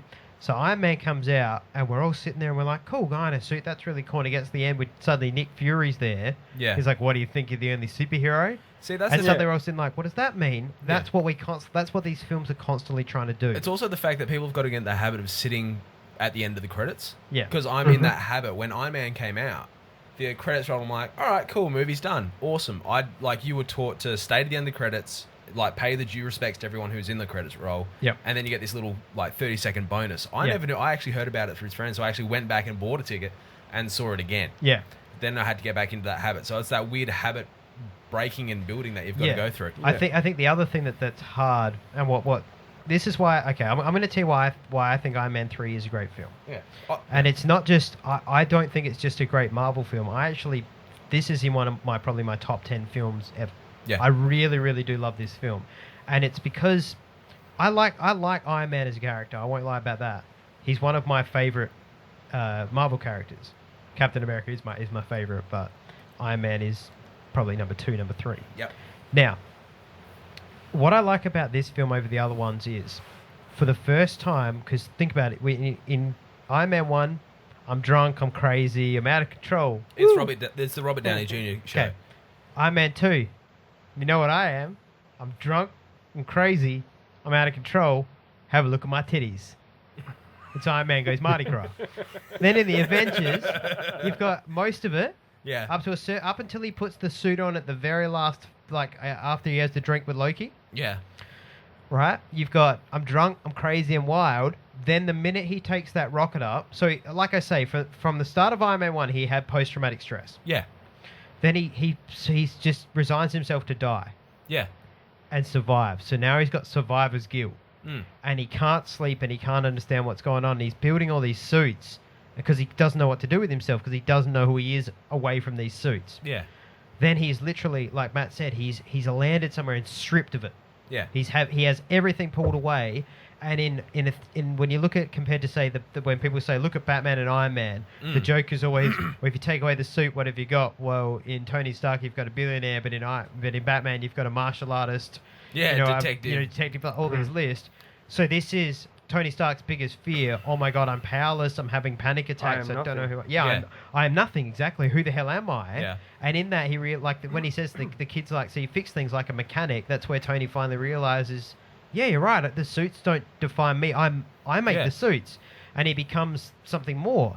And that's why it's like when he's making his little inventions like the shock gloves and the tasers and the cocktails and shit, he's actually evolving his character. And constantly through this film, he evolves. Yeah. Now, on top of that, the other Until Avengers 2 when he goes back to being Iron Man. No, he won't though. Hear me out. Because that's when I get to the end in a sec, I know where this is going, I'll tell you. So, then on top of that, you've now got... Tony has finally realised there is only one thing in his life he actually cares about more than anything, and that's Pepper. It's taken 3 films to get there. But that is what he realised at the end of Avengers when he couldn't call her to say goodbye. That broke him. That's what changes Tony ultimately as a man. So now he's got to then go away from her again. This is the only... Think about it. This is a guy so sociopathic he needs to be alone all the time. He's just so dangerous and crazy before he got the suit that he just, didn't want to ever be committed. And he finally realises, no, the person I need is here. That my stability is here with her. Yeah. And then he's got to have that taken away as well. So he's literally just a man with no country, no friends, nothing, relying on himself. He finally gets to where he's going. And he brings the suits in for the big ultimate showdown. But that was because that's what he'd been building them all for. He'd been building them all for defending him and Pepper. Which is ultimately what he does. And he looks so like if he wanted to build them to defend him and Pepper, why didn't he do it when he was attacked in his home? Because he didn't, have time to do it. He didn't see the missile coming. And like I said, this is a guy who hasn't thought through what he's done. This is a guy who just got angry because his best friend is lying in a hospital bed and a reporter stuck a fucking phone in his face, was like, why doesn't somebody kill the Mandarin? The Mandarin wants a piece. I'm here. But he was in a right frame of mind to at least come up with the idea to put the suit onto Pepper. You think of that, you'd be like, all right, chuck that suit on Pepper and then bring out all the other fucking ones. That feeds into I win. That feeds into the PSC that he doesn't know who he's fighting for, so he's pushing himself down into the suits and making these suits, thinking that's what he needs to do. Plus, it's not until that moment he realizes it's not until Pepper is in danger at that moment that he realizes that he would rather save her than himself. That's the defining moment. And plus, without the suit, he can't actually say to Jarvis, initiate whatever protocol. By the time he gets the suit on, everything's underneath the bay, and he sees that it's his chance to disappear. Because the world will think that he's dead. So he takes that, goes away. Then ultimately, the Mandarin thing is a letdown, but when you watch it, the whole thing told you... right, it's a letdown. The whole film told you that was not the Mandarin. Aldrich Killian says, I took this idea of this dead whatever, but we know from the first film the 10 rings exist. So Aldrich Killian tells you that I made up this, or I attempted to make up this myth, but it's based on something real. And that's always going to come back. That's what everybody failed to take. That's why he doesn't ever get to say, I'm the Mandarin. He starts to say it and gets killed because he's not. Yeah, because he's not. That's right. And neither was Trevor. I know that. Well, this movie, all the trailers and everything like that was going, the Mandarin is the villain for this movie. And we're going into this movie and, this, what's his name? Ben Kingsley. Ben Kingsley, that's it. Did a fantastic bloody job of it, and I was enjoying it so much. Like he was just, he was in control. He was fearful. They'd say, "Don't look him in the eyes; he will shoot you." And no, he's just shitty little stinky actor who got some plastic surgery, and it's just like, well, I can't take this movie seriously at all anymore. See, but I'll raise you on that, Braden. Is that the case, or is this actually an agent of something who go hire this actor, whatever the case may be, who is Kaiser Soze-ing you because he says all blanks and whatever, but he puts a bullet in a guy's head. Unquestionably, on live TV, he puts a bullet in a man's head. Well, he explained that as being his green screen, and he denied completely doing it. Okay, I kill Terry now, and then I'm just like, it wasn't me. I can say it wasn't me. Doesn't mean it's not the truth. Like I say, have you seen The Usual Suspects? Yeah, but that's the same the other way around. Have you seen The Usual Suspects? You could say you did kill him, and it could be green screen. No, the theory is have you seen Usual Suspects, Brad? The what? The Usual Suspects. No. It's one of Kevin Spacey's greatest films. Yeah, he won the Okay. Oscar for it, in fact. It's like, what hasn't he won an Oscar for? Watch that film and then you'll actually understand the reference, the Kaiser Soze reference. Like that's all I can say. I'm not going to spoil The Usual Suspects for anybody that Just- hasn't seen it just because watch that it, is an amazing 'cause film. you But have if to you watch it watch 4 that, times. you'll understand. When you get into that, you'll be like, just when you get to the end, just go, okay, Kevin Spacey is what we're talking about. Yeah. And it'll make sense, okay? Okay. So more That's homework. homework for next week. We'll talk But- about that next week. But But that didn't help me in the right now. meantime, just on top of other things. So for me, the Mandarin is excusable because there's more coming. But ultimately, the other I difference don't here is think there is more coming. They have not announced, well, as far as I'm aware, they have not announced Iron Man 4. no. That's because they wouldn't announce anything in Phase 4 when they're still in Phase 2. Much like they didn't announce anything in Phase 3 while they were still in Phase 1. Yeah. Iron Man Okay. 4 won't come out until like 2020. It will, Yeah, but he's supposedly have given up on being Iron Man. he'll be the mechanic. Okay, So he's okay. not So Iron we're going Man. the comic book route, which we're going here. This is what happens in the comic books. Iron Man stops being Iron Man, and then they start the whole Civil War, where we've got a red. Well, okay. I'll fuck the comic book. I'll go into the films of what's going to happen. Avengers 2 will deal with the fact Tony is now no longer in his suits. He hangs out in Avengers Tower and runs things for the Avengers because Nick Fury has disappeared. Remember? Yep. Okay, so that's all happening. He's running that. In the meantime, he's built Ultron, who is basically OMAC. It goes crazy, dominates the world, and then the world leaders say, that's enough. You guys aren't regulated and you're walking nuclear bombs waiting to happen. Mm-hmm. We need registration. And Tony, because he feels so bad about it, takes it on himself To to be the register all face these. of registration. Yep. Which obviously people fight against, and that's where the Civil War comes from. But Tony Stark ends up being the head of S.H.I.E.L.D. Yeah. See, That's where if they're you've watched leading. Agents of S.H.I.E.L.D., though, Phil Coulson is the head of Agents of S.H.I.E.L.D. He's head of S.H.I.E.L.D. At the He's moment. been given, yeah, at the moment, At the yeah. moment, Well, but he I'm was at talking the with- end of season 1, I believe. Yeah, I'm I had talking never watched post-Avengers season 2. so- Tony, he won't be until after Avengers 2. Mm-hmm. So no, it won't be like in for instance, from what I've read in Agents of S.H.I.E.L.D. 2, it relates into this. Once Captain America 2 happens in that timeline, all Hydra start infiltrating and shit in the show. So it Yeah. rolls with the Marvel Universe, so you would Yeah, just that's roll correct. with That's that. correct. So yeah, that's where they're going with it ultimately, is that Tony Stark is going to be the head of S.H.I.E.L.D. and he doesn't need his suits for that. He ultimately comes back to putting the suit on in the long run, and that's what Iron Man 4 will be about. Yeah. Because the Mandarin will actually appear. That's So how how you do you bring... explain like the Hulkbuster suit in the Avengers 2 the trailers? Age of Ultron. So basically, the Hulkbuster suit versus Hulk, it will probably lead into the Civil War, won't it? Because they've got to subdue the Hulk and send him off planet. Because whoever has the Yep. Hulk wins. Yeah. And you can still... And my argument to that, Braden, is that you can still build the suit. He built Ultron so that he wouldn't have to do it, but he's still going to have suits in case. I mean, what if a War Machine suit breaks down? You've still got to be able to replace parts and shit. So he's still going to have certain suits, and he's still going to have... Like Batman, he's still going to have a contingency plan even if he doesn't need it.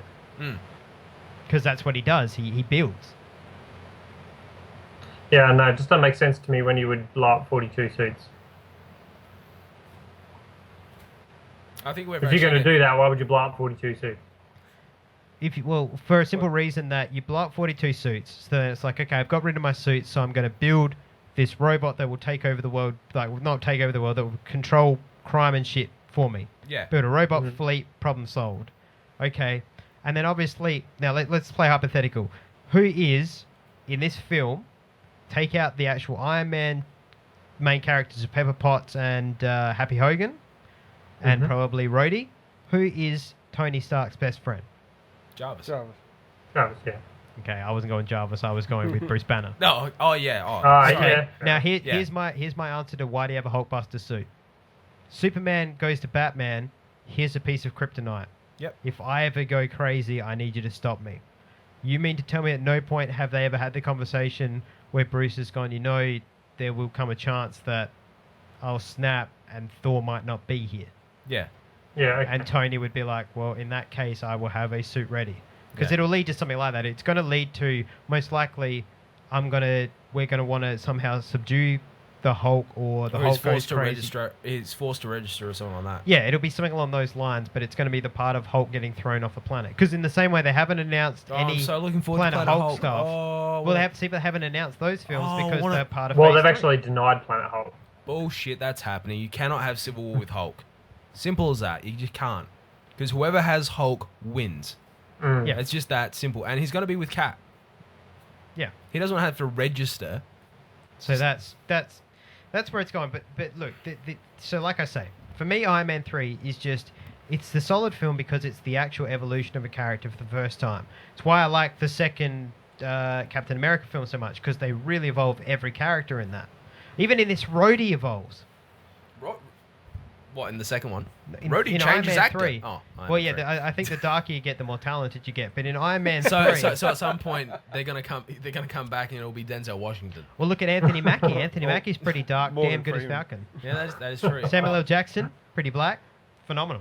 Yeah, he is. But, you know, it's character growth. Swears And too much, this though. is the one where they grow, like, all of them. Happy grows. Pepper grows. Yeah. And I wouldn't say Happy Grew. He pissed me off in this movie. that's his. He that's was his whole alright in role. 1 and 2, and then number 3 just become this annoying fucking dickhead who got himself blown up. I actually see. Happy for me is that is throughout all three of them. You got a badge? You got a badge? Sorry? You haven't got a badge? Don't talk. You got a badge? You got a badge? I love Happy in this because he's that. You can see throughout the whole trilogy is that Happy is that human connection before Pepper. Yeah, yeah. So and it's kind of like, oh, my best friend gave me a promotion at work. Oh my god, I'm gonna go overboard.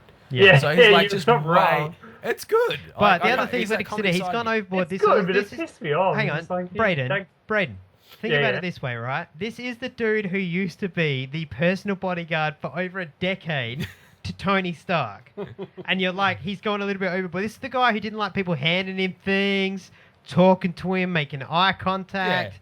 Of course he's going to be ridiculously oversensitive. Like he says, he's like, I have a real job now. So he's trying to prove himself. Because everybody laughs when he's like, yeah, I was Iron Man's bodyguard. They're like, what's he need a bodyguard for? He's fucking Iron Man.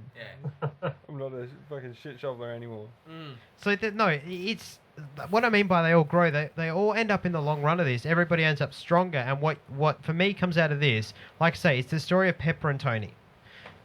And it's a better love story than Peter Parker and Mary Jane, for instance, which just Twilight. feels like, or Twilight, yeah, which feel like they don't lead anywhere. This one, they start off as friends, and Tony realizes that that's what he missed.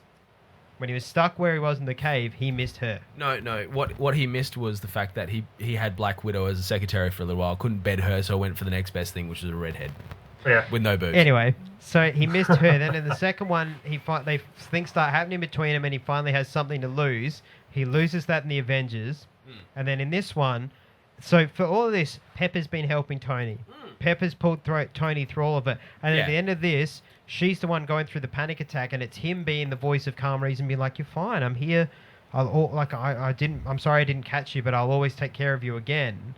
And the fact that she is all strong and like, I don't need no man to take care of me, she's still strong enough to be there with Tony. Like, Yeah. you know, they match each other so well because they both have that ability to take care of each other. Yeah. And we talk about how in this thing, well, what does Tony do now he doesn't have his suits? He heals Pepper. Yeah. He has a purpose again. I'm Yeah. going to make you better. That's, whenever Tony has a humanitarian cause, that's always what makes it best.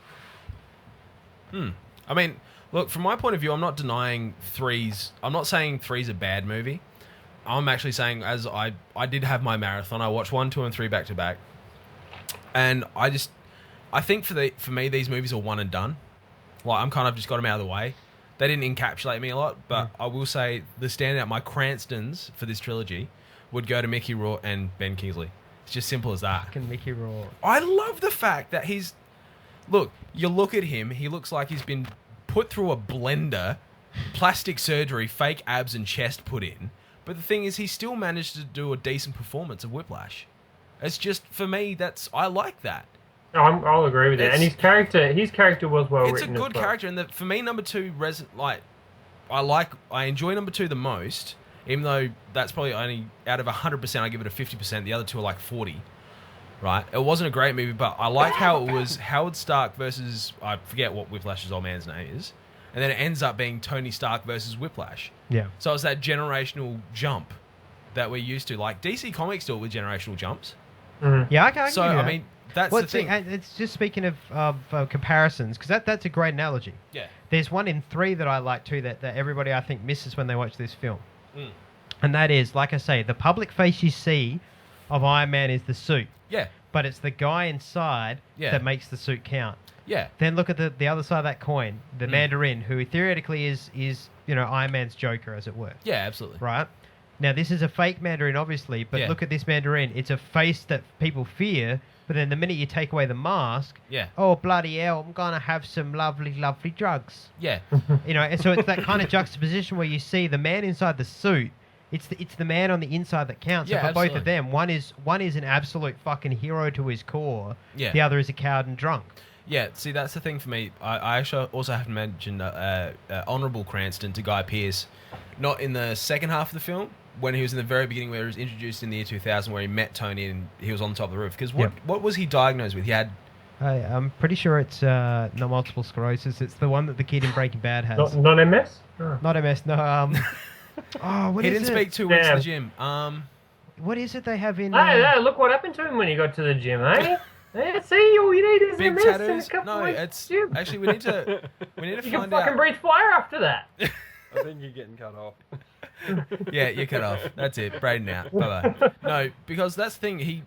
It's... For me, once again, this comes from me having a disabled brother. When I see an actor who's portraying a disabled character, it's very hard for me to sort of approve and like go, is it being done in a respectful manner? Cerebral palsy. Cerebral palsy, that's the one. And then like... Does he like breakfast? What? That was a Breaking Bad reference, never mind. Anyway, I haven't seen that movie, that series yet. But so like for me, an actor, if they can do like a physical disability or Sean Penn in I Am Sam. I Am Sam, if they can pull it off respectfully... You know why he didn't get an Oscar, don't you? Because he's suffering from... He went for a retard. But like I said, if they can pull it off respectfully, like that for me is like really well done. And if there's an uproar from like the disabled community sort of thing, like their representatives, you've done well. So for me, Guy Pearce gets honourable Cranston. But it's full of really for good me. little That's once performances. again like I made fun of earlier. The like I said, Marvel it's not the villains. You go to see the heroes. Yeah, absolutely. DC, you go to see the villains and how the hero will beat them. Yeah. But it's much as we name the film Superman or whatever. It's Superman. It's not about Superman. It's about Zod. Yeah, absolutely. It's And not Zod about was- Batman. It's about Joker. Yeah. And so in these films, it's the other way around. These are about Iron Man. Yeah. They're not about the Mandarin. They're not about Aldrich Killian. They're about Iron Man. So how do you think they're going to solve that when it comes to Phase 3 and 4, where like the villain becomes such an integral part? Like we've got Ultron coming soon, and they become. you okay? So excited for that. Yeah. Well, Ultron is a one and done villain. Yeah, Ultron is leading to bigger things. It's Thanos that ultimately leads to more, and that's why there's two. That's why the Infinity War is 2 films. Yeah, because you so need I mean, huge since amounts. like you've said, Marvel have made this thing about the big epic heroes, and it's about the heroes. But when you have an integral character, I mean, I actually. All right, legitimately- I'll give you that. With the easiest way, we'll put. But what I was saying is, how do you think they're going to deal with that? I'll tell you, because it's precedent from the comics. Okay. Okay, so let's move Iron Man off the table. I'll use Captain America. Yeah, He's the easy example. Yeah. Okay, so in the comic books, Captain America dies at Civil War. Yeah. And Bucky Barnes takes over as Captain America, and he's Captain America for a certain amount of time, and then it's taken over by Falcon. Falcon becomes the first black Captain America, and is black. And it's not black. He stays black afterwards. he stays Captain America He paints him until bleach for a Steve while. comes back, and Yeah. when Steve comes back, he takes his shield back. Yeah. But that's how they do it. Yeah. Then so you won't ultimately leave to Steve Rogers coming back, but they will pass. So Mantles can be passed down. And So passed you're along. talking, but when it comes to the villain, Yeah. when it has to be sort of like Ultron, he will be an integral part of the upcoming Avengers He has movie. to be an integral part, but the drawing point of the Avengers film is the Avengers, not Ultron. Yeah. It's the Avengers guest starring Ultron, whereas the Batman films are the Joker starring Batman. Yeah. All right. That's what I mean here. So it's ultimately more about the heroes than it is the villains. So to me, that's why this film has the best villain because, okay, like I say, Iron Man 1, you build a suit, I build a bigger suit. Iron Man 2, yeah, my dad built stuff too, so I made whips. Iron Man 3, how you going to beat me when you don't have a suit, and even if you did, I could boil you inside it, plus I'm pretty much invincible. I'll call my girlfriend. But that's a better villain than just I have bigger suit. I Yeah, have more no, powerful absolutely. equipment. Yeah, that's fine. Look, it's this movie as a whole. Like the first half of it was pretty good. I had a couple of bits and pieces in there that I didn't like, but I mean, you're looking at it from someone who's going, "Yep, there's going to be an Iron Man 4. I've seen the one shot. Blah blah blah. There's going to be the proper." I've read the comics. I actually know what comes next. Yeah. But Yeah. you look at it from the normal person who goes and sees this movie, who doesn't know a lot of the history and things like that, and at that time, I didn't know a huge amount about a lot of these characters, and this was my first exposure to the Mandarin, and I did a little bit of reading up and things like that about the Mandarin beforehand, and going, I'm gonna like this villain, and then they just went psych, Yeah, I mean, for and me, that was I will I agree just with that. I just went nah after that, and then there was lots of little things in there that didn't make any sense to me. That I guess then when you go and put all those things in perspective that are going to be coming in the future, but at the time, let me ask I you this didn't know then. about those things. Let me ask you this. So yeah. Okay, so you like to say you've seen this film. You see this film once at the cinema. You're like, oh, that doesn't make a lot of sense. That was pretty Yep. shitty. Then Yep. let's skip ahead 5 years. Yep. Okay, we're now in phase 4, and all these things that have happened. You go back and watch Iron Man 3, and you're like, holy shit! They planted all the seeds. They planted all the seeds back Yeah, then. but they should be able to plant the seeds and make it sort of make sense at the same time. Like, you don't want to just go, well, that was a shit movie because none of it made sense, and then, in 5 years' time, that makes sense. It's just dumb. Okay, so then by that logic, then on next week's Arrow, they should tell us everything that happened with him for 5 years on the island, everything that's going to happen, because you don't want to wait any amount of time for getting things No, because explained they're to still you. telling us bits and pieces. Every week they still tell you bits and They're pieces. still telling you bits and pieces every film. Okay. Not about the Mandarin. I'm talking about this one movie. Okay, so me being the pleb that hasn't read the comics and Yep. is watching as a outsider coming new into this, Mhm. I personally saw the Mandarin as being Killian Aldrich. Okay. That's what when I saw this guy walking around and Killian Aldrich is like in the background and he says, well, look, if you look at him in the eye, he'll kill you, but yet Killian Aldrich goes right up to him and talks to him. It's just like, well, no. That's the smoke screen. He's the bad guy. He's orchestrating it. Yep. So I see it as Killian taking on the Mandarin Persona. name or persona. Maybe not even the persona, just taking on the name as to A give fear the tactic almost. Yeah, exactly. Mhm. To give it. It's to the public. like let's put it in real terms, ISIS. Yeah, exactly. So it's like we don't have a face to this name. I'm going to claim it as mine. It's going to scare people. I need someone to protect me from being prosecuted, so I'm Yep. going to use this guy that can be bought with money Yep. to be my mask, so that if shit goes bad, I don't go to jail. He does.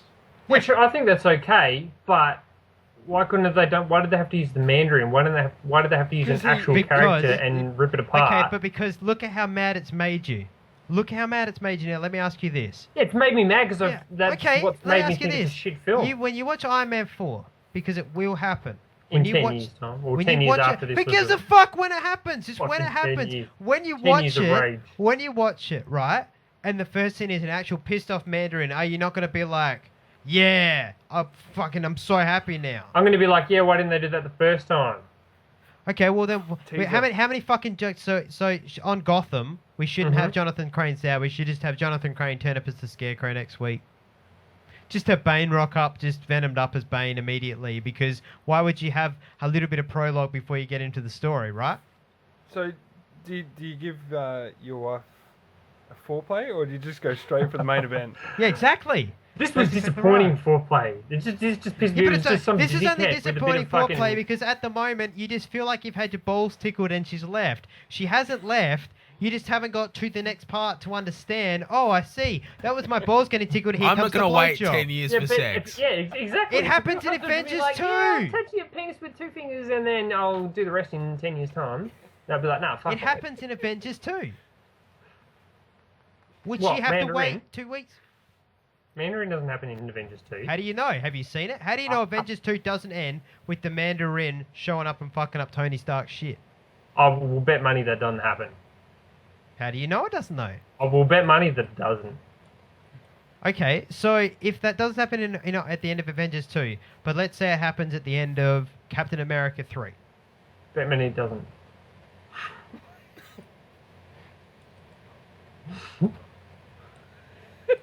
All right, well, I'm thinking we just need to cancel this show because we're not allowed, like, we can't sit and wait for anything to happen next week. So...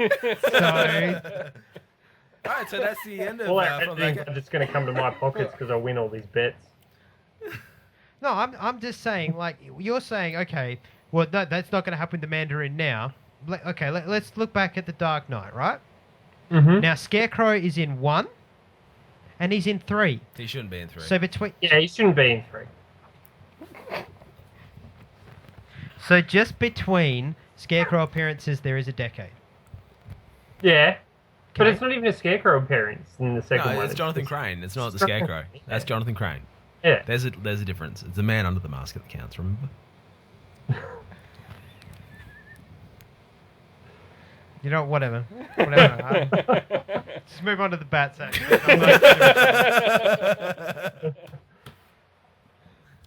All I know is that this is coming down to the bottom line of what, and it's the same thing that happened that you give me shit for on Flash every week. Yeah, well, this Wells story is gonna make sense soon. You've just got to be patient to get this so it'll make sense. That is the same thing here. The only reason it's more but there's a frustrating... difference between half a season of a TV show and 10 years.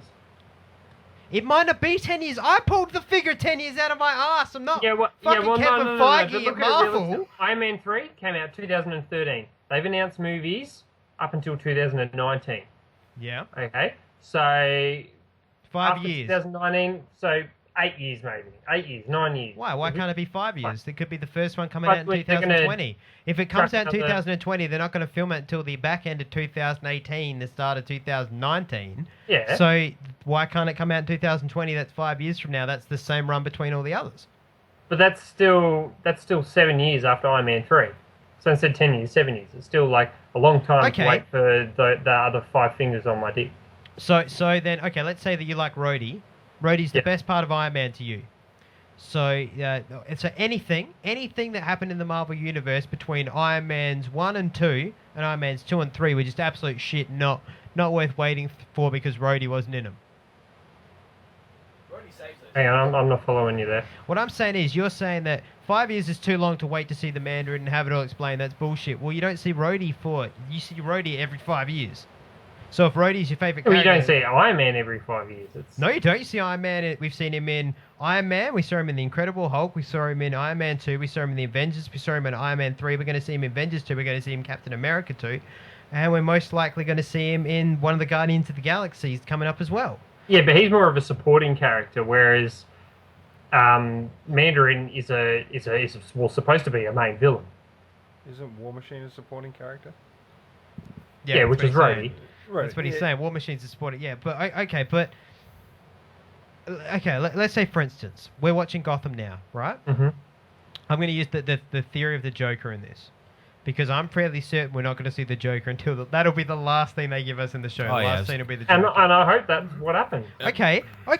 So let's say the show goes for 9 years. So you're not going to be going like, fuck, man, I'd wait fucking 9 years to see the fucking Joker when they first gave me that red-headed little prick.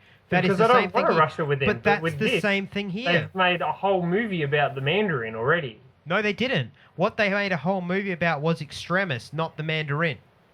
Extremis is a comic book that deals with these guys inventing this thing that turns people into living bombs and basically makes them weapons. And in that, they use then they used the Mandarin as a cover-up for that. They used a false face. Yeah. They didn't use the Mandarin. They used a false face. They shouldn't have used the Mandarin. They should have used, I don't know, they should have invented a new false face. They shouldn't have gone Mandarin. And I honestly believe that they only made that one shot because people got pissed off that that's the way the Mandarin turned out. And my argument for that will be, because no matter, I don't know why it is that I'm going to get this argument again with Terry, because he cannot fathom this. While they were filming Iron Man 3, right, this is how movies work. Ben Kingsley wasn't there 24/7 on the fucking set, of just sitting on there being like, well, just wait here until they turn the cameras on. He was doing other things. So what they did was, okay, Ben, you're not factored in for Thursday's shooting. You're going over there to shoot the one shot to come out that coincides with this. Because they release them on the internet before they come out on the Blu-rays. They're just I couldn't find it on the released internet. Blu-rays. Yeah, because they delete them once the Blu-rays come out. Because that's how they force you to buy it. But when Iron Man 3 came out, that was put on the internet a week later. and it sits there to go with that one shot until the Blu-ray comes out. Then it's always put on the next Blu-ray, and it But gets then, taken and off the internet. I take that back to what about the people who are not into this sort of stuff? Typically, they're not going to go looking for that sort of stuff. And I will take that back to this in the same way that people who aren't typically into comics aren't going to go into the comic book store to find the one shot. The one shots are there for the die-hard fans in the same way comic book one shots are So there then for it leaves die-hard everyone else going, well, that was shit because Mandarin wasn't Mandarin. Okay, I'll raise that back. And let's say there's a one shot for The Dark Knight Rises where Batman's just fucking awesome, right? Then people who see that are going to go, oh, Batman was pretty cool in that movie. But you're not going to realize it until, say, they made The Dark Knight Rises a bit more and he's all Batman again. What? Right. The Batman rises another 3 inches. It's, I guess what I'm trying to say is that in comic book terms, because Marvel is a comic book company that has made money off of using a comic book formula and now bringing a comic book formula to movies. So that's why it's very confusing and not like what most people have seen, because it is a different beast. They're making things a very different way. But in comic books, you do these things for your die-hard fans. Die-hard fans who want everything. There are certain people that... certain people walked into that film and went, man, the Mandarin sucked. That movie sucked because of that, because of the Mandarin. And you want to know something funny? I honestly thought the Avengers sucked anus until I saw Captain America 2. And then the Avengers made a lot more sense because they were getting dicked over by Hydra the entire time. And I didn't realize it until I saw Captain America 2. So this film does not yet have its content. What you are watching the literal, this is the introduction to the new phase. This is the difference there is Captain America 2 come like right after, if not pretty soon after the Avengers. Captain America 2 came after Iron Man 3. Okay, yeah, but soon after the Avengers. It wasn't 7 years. No, but what I'm saying is you're looking at... Okay, we start... With the Avengers ended book 1. If you imagine, like, kind of... There's 7 books, let's say. Avengers ends book 1. Iron Man 3 is chapter 1 of the second book. So you're only seeing the introduction here. So yeah, it's confusing and it's annoying, but you're only seeing the introduction, and it's not till you get midway through or later it's going to make sense. It is it's all part of Marvel's big plan, and that's the problem, is that it can be quite painful to viewers because you're right. It takes 10 years to get to climation. Yeah, I don't want 10 years to ejaculate. Fuck yeah. You need to learn Tantra then. Look, if the Adam hasn't blown his load for the last 10 they should have 10 put years, if they were gonna put the one shot in, they should have put it in after the credits instead of that. I don't argue with you on that, because this the Bruce Banner movie, out of all the Iron Man movies, is the only one to have a useless after credits scene. That was pointless. I will give you that. They should have put the one after shot credits after is the it. one with if they had Bruce put Banner. the one shot after it, that would have fixed everything, except for the fact that Pepper Potts beat the bad guy. The after credits scene is where Tony's sitting on the couch being like, that's my story, and it comes across and Bruce Banner's falling asleep. He goes, I'm not that kind of doctor. I don't have the temperament. Yeah.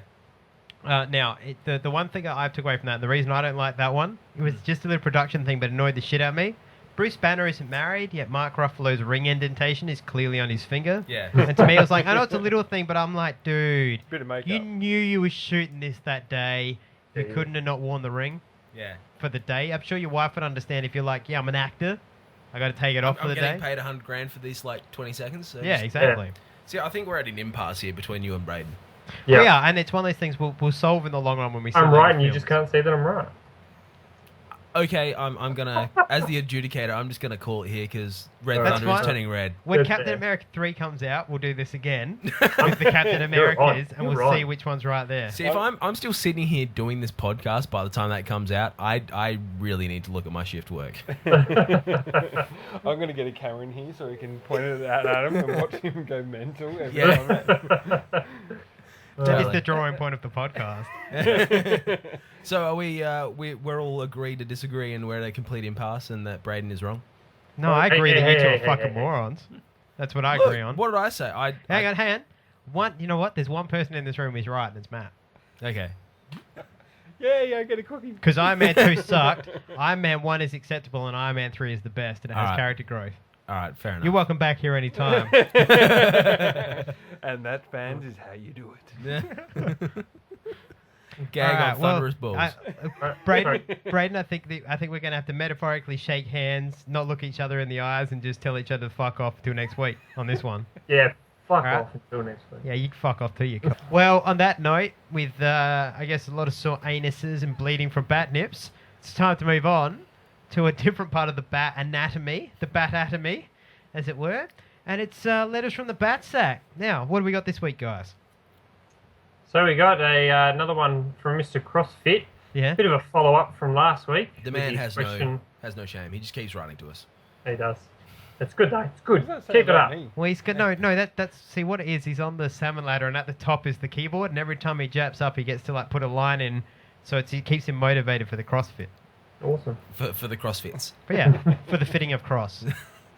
For he salmon ladders for our salvation. Exactly. Yoeth he doth salmon ladder on the morrow. In the morn on the morrow.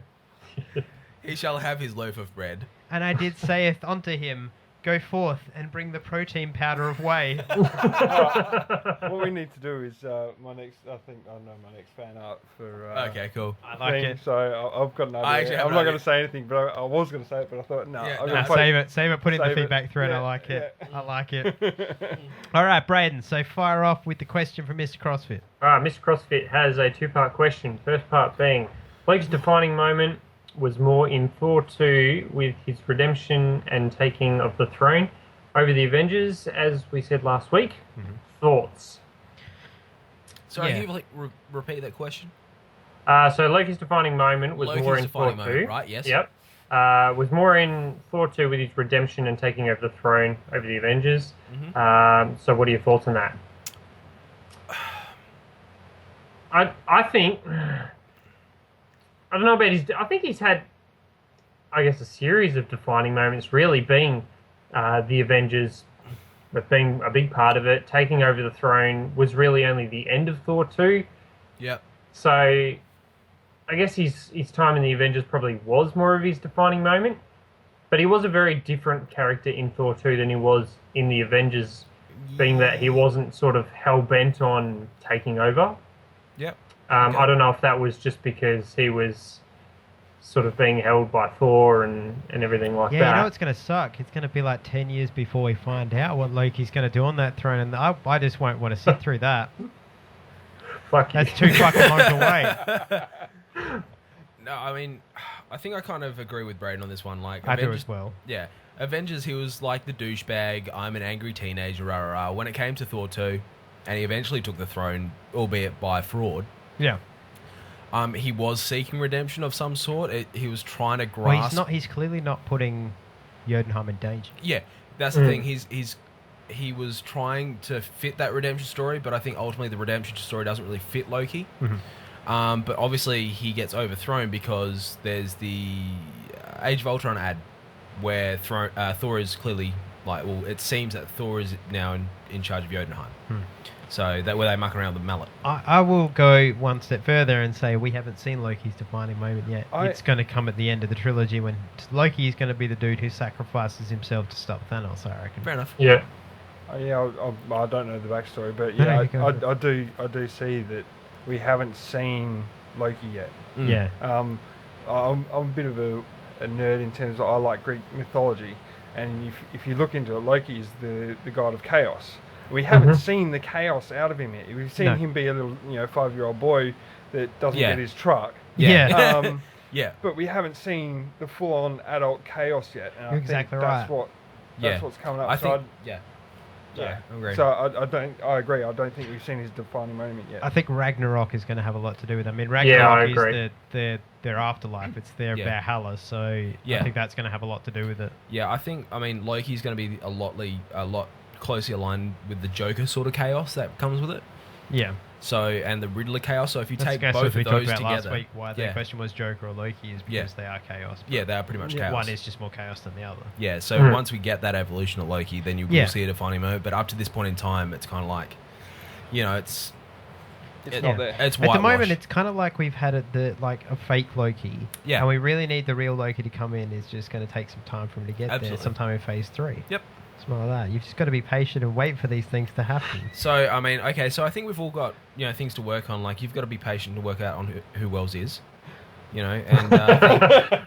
I'm glad you said that. I was trying to think of a way to word it. and I think Brad needs to be patient. He needs to wait 10 years to ejaculate. So I think both of you guys just need to work on that tantra. And just wait it out, man. Just wait it out. Because when it comes, it'll come hard.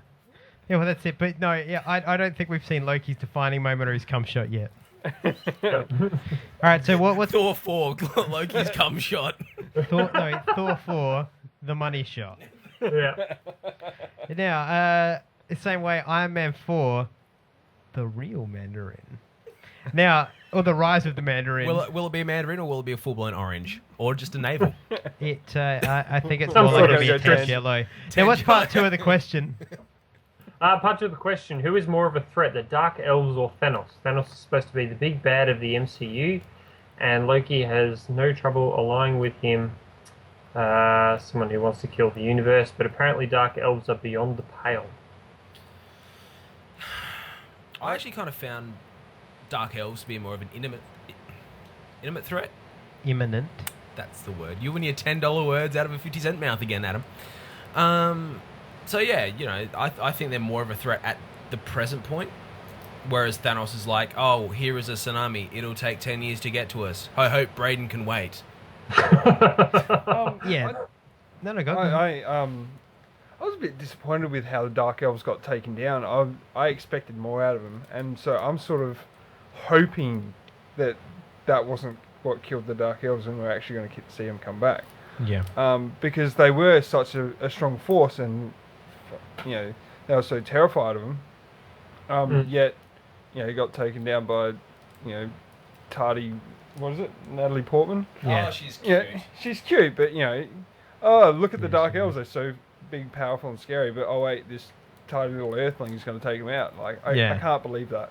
You know what? Science, bitch. See Science. what I would say to that, and what it comes down to is this: a king doesn't go into battle; he sends an army. Thanos is the king. The Chitauri and the Dark Elves, those are the pawns. That's what it comes down to, and that's the fundamental difference. Is at the moment these pawns seem like a bigger threat because all the king is doing is sitting on his throne, growling. Yeah, but it'll be when he comes in Infinity War. Exactly. The whole thing is he's sitting back waiting to get the Infinity Gems. So when he gets his money shot, we all drown.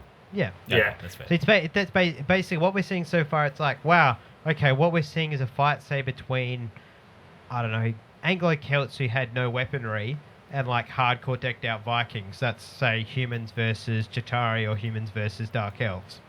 But what you're talking about, humans versus Thanos, that's like humans versus actual God. Like if the mythical god from the Bible was Zeus, if Zeus just just came the fuck down and was like, "What's up, bitches? I'm here to fuck your shit up." That is Thanos. Thanos is like in DC terms, Thanos is Darkseid. Yeah. Thanos is the ultimate destroyer, and that is ultimately where this is leading to. That's where the Avengers things are all leading to. With this big thing is, how the hell do we stop something that literally can rip apart the galaxy? So they're leading to this, not Mandarin? Oh, okay. Oh. No, that's what the Avengers is leading towards, not Iron Man. You do understand the individual franchises on top of that as well. I'm you taking nutbag. Look, I will fucking come to Melbourne and stab you. Do it. You know what I would do? Because I'm not in Melbourne. No, do you know what I would do? I would take a soldering iron, stab it in your face, but not Chip. Chip, no. All right, we got any more questions this week? There was a final part from CrossFit. Oh, bloody hell, you wrote a soliloquy this week. Yeah. So he says, I don't understand the MCU cosmology. Does Asgard, Jotunheim, and the Dark World exist in our space, or are they extra-dimensional? Could the Milano conceptually plot the coordinates for Asgard and fly there? I don't have a degree in theoretical physics. I have a theoretical degree in physics.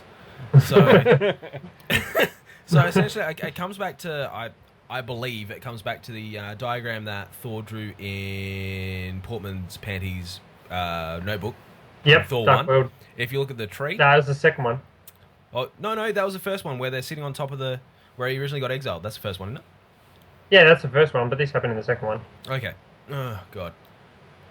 So the question is, do they all exist in the same universe or dimension? Is that what the question reads? Yeah. He wants to know if they're in the same space or extra dimensional. It's extra dimensional.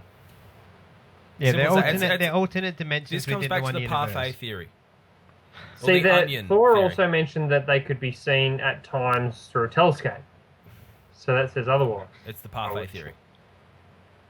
If they're layered like you saw in Thor 2 when all the portals overlined, it was a clear shot.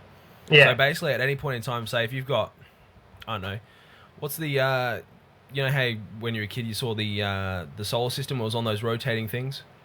Yeah, the planetarium axis sort of things. Yeah. So imagine if one's rotating around it, eventually you'll be able to see one going around. Yeah. So theoretically, that's probably. But like I said, my degree in physics is only theoretical. The way I look at it is the easiest way is to compare it to the DC universe again. So you've got the initial pre-crisis where, as I say, Batman exists in Universe 18, Superman's on Earth B, and whatever else. Yep. And the crisis happens, and bang, they just kind of merge all the worlds together. Yeah. Right. So we're in an MCU that's in after Crisis 1. So all the worlds exist. There's one universe, but within that, there's different dimensions. Okay. Now, in the second crisis, somebody starts tinkering with the universe and the multiverses, and all the Earths start appearing around each other. Yeah. And so on the planet Earth, all these other Earths start appearing in the solar system because they're just popping into existence from all the different places. That's the same effect here, is that you're right there. When the portals line up, you can see it. The rest of the time, you can't. But the only reason the portals line up is if somebody from one of those other dimensions can open them. Thanos is above even those. Like, Thanos is the overseer, as it were, to the universe. They happen to exist in the universe. So you talk about, okay, the Avengers are the big fish in the small pond, the Chitauri, and then they go into the ocean and they're just small fish. The Chitauri, the Dark Elves, are the big fish in the ocean, but Thanos is the guy who the ocean, he owns the pool that is the ocean. So how does that explain, I don't know his name, the gatekeeper in Asgard? What's his name? The black Watcher. guy. The Watcher. The Watcher. He can see. He has the innate ability to be able to see all the dimensions at once and be able to see when there's trouble. Yeah. But the problem is that he's still within a dimension. So because Thanos is theoretically, God can see all of us. We can't see God. But you put enough satellites, we can see anywhere else on the world, right? Yeah, right. This dude has the satellites in his head, but he can't see Thanos because Thanos is that. Is above him. Yeah. Right. Yep. Okay. But that ultimately what will happen is I imagine he will start seeing the effects of Thanos when it's like, well, this is like there's a pattern here. This ultimately leads me to think that this is what's happening up here. Yeah, he is coming. Okay. Yeah. It'll be that style of a thing. But his job is just to oversee and make sure that like the Dark Elves don't invade Earth or whatever else, because it seems like Jotunheim's job is to protect the 9 realms. Yeah, Thor is the protector of 9 realms. I think that's what the 9 plates on his chest represent. So that's There you go. Yeah, Didn't know that. The that's parfait effect. that's the multiverse of the DC, of the MCU, I should say. Yeah. So that's come back to the plates on his chest. That's when Odin strips him of his power and throws the hammer through. In the first one, you'll see the plates go first. So he's stripped of his right to protect. Yeah. So and then the armor goes and everything else, and then he gets struck by lightning and Thor's back. And then he gets hit by a car twice. But she didn't mean to do it. No. Well, he keeps walking into the car, and he just bring that on himself. Give me a horse. He's actually got someone for me. What do you sell? Dogs. Give me one of those large enough to ride. Yeah, see, that's the thing. For me, Chris Hemsworth gets the best lines in all of Marvel. Yeah. That's because Chris Hemsworth gets to be the dude that doesn't like it's the alien effect of in Star Trek. Worf gets the best lines because he's the out of place alien. See, this is That's a wonderful dream. Give me another. Yeah, exactly. Yeah. You meant to ask. I just did. See, It's the Drax effect in Guardians. Yeah. Drax is the best one because he gets to say the shit none of us can. Like, metaphors don't go over my head. My reflexes are too fast. Yeah, like where he's like, Quill, you are my friend. This raccoon is my friend. This green skin whore, she is my friend. And he only calls her a whore because somebody earlier in the jail called her a whore, and he's literally like, oh, she must be a whore, okay. But that's the thing. What I really want to see in my lifetime is a sitcom, sort of like Friends, but with Captain America, Loki, and Thor, Loki, Captain America, just trying to come to grips with technology of the time. Yep. So like Loki screaming at a toaster, like surrender your breakfast to me right now. I am Loki. And Captain America just sitting there like discovering internet porn or something like that. It's like, oh my. And you have the comedic stand-in. Yeah. I am Groot. Yeah. Just pops in every once in a while. Yeah. That is disgusting, Groot. That's horrible. I bought a new tree home as Groot, just like dancing. So, yeah, that'd be fun. That's actually, I want to see that in my lifetime. We should do a sketch like that. One day, I'm sure we will. Well, next week. Is there anything else we want to talk about from the Batsack? No.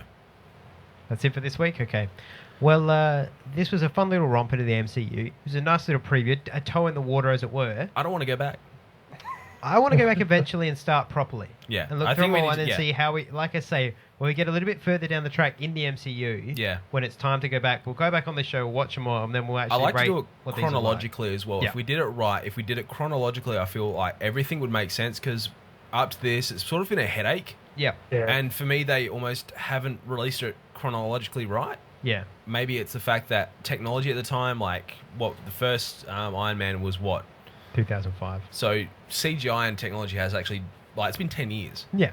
So maybe they have been the ability to, make what they wanted to make. Yeah. So I actually think we should actually do it I think chronologically. the other thing that is hard, particularly chronologically, and we'll see it better when you watch them closer together, makes more sense. But because 3 films happen, like I say, at the same time, like this, theoretically, this film is happening concurrently with with Captain America 2. Yeah. That's why they don't appear in each other's films to help each other out. Yeah, because they're busy doing their shit. Yeah.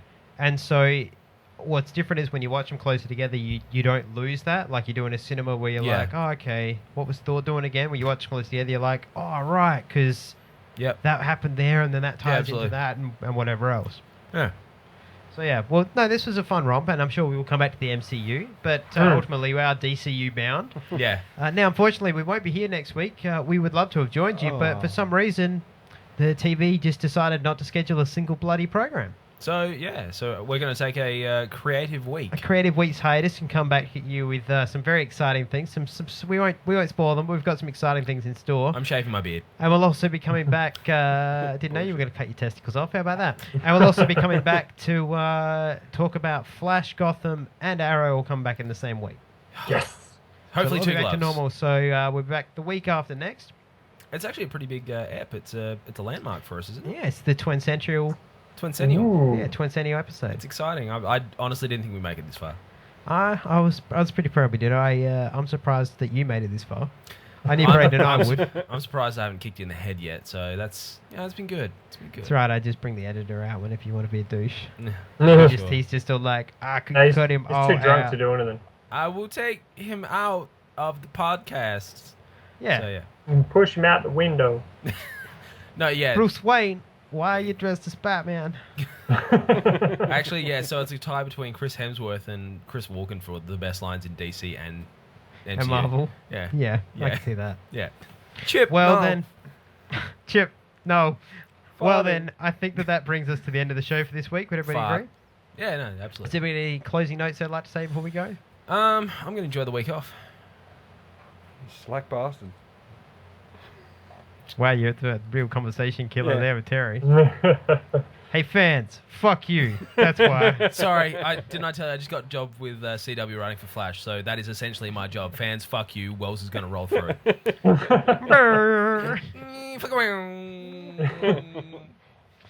All right. Well, on behalf of myself, Red Thunder, Adam Gerard, and my cohorts in crime, the one and only Honey Badger Terry O'Neill. Goodbye. The incomparable Dad Knight Braden Aherd.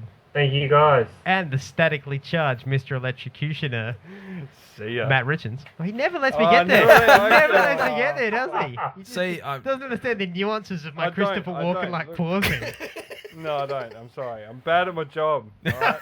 Second time tonight, I'm bad at my job. So it's nicely bookended there, isn't it? That's good. That's good. Well, on that note, we'll see you all in 2 weeks' time.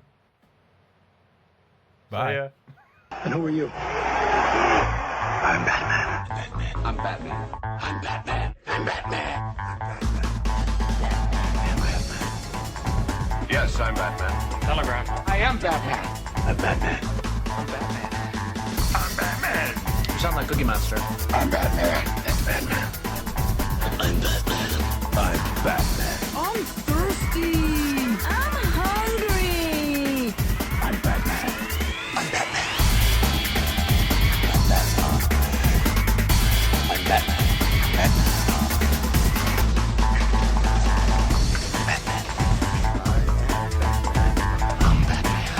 Darling, I don't have to answer to you. I'm Batman. I'm totally Batman. Clearly, I am Batman. I am Batman.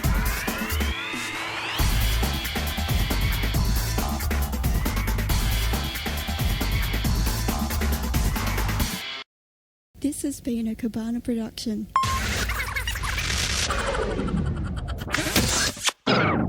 So I don't need to do anything? Like read anything? Nah, you just Sit there you and can giggle. you can do the. I just prove you wrong. You can do the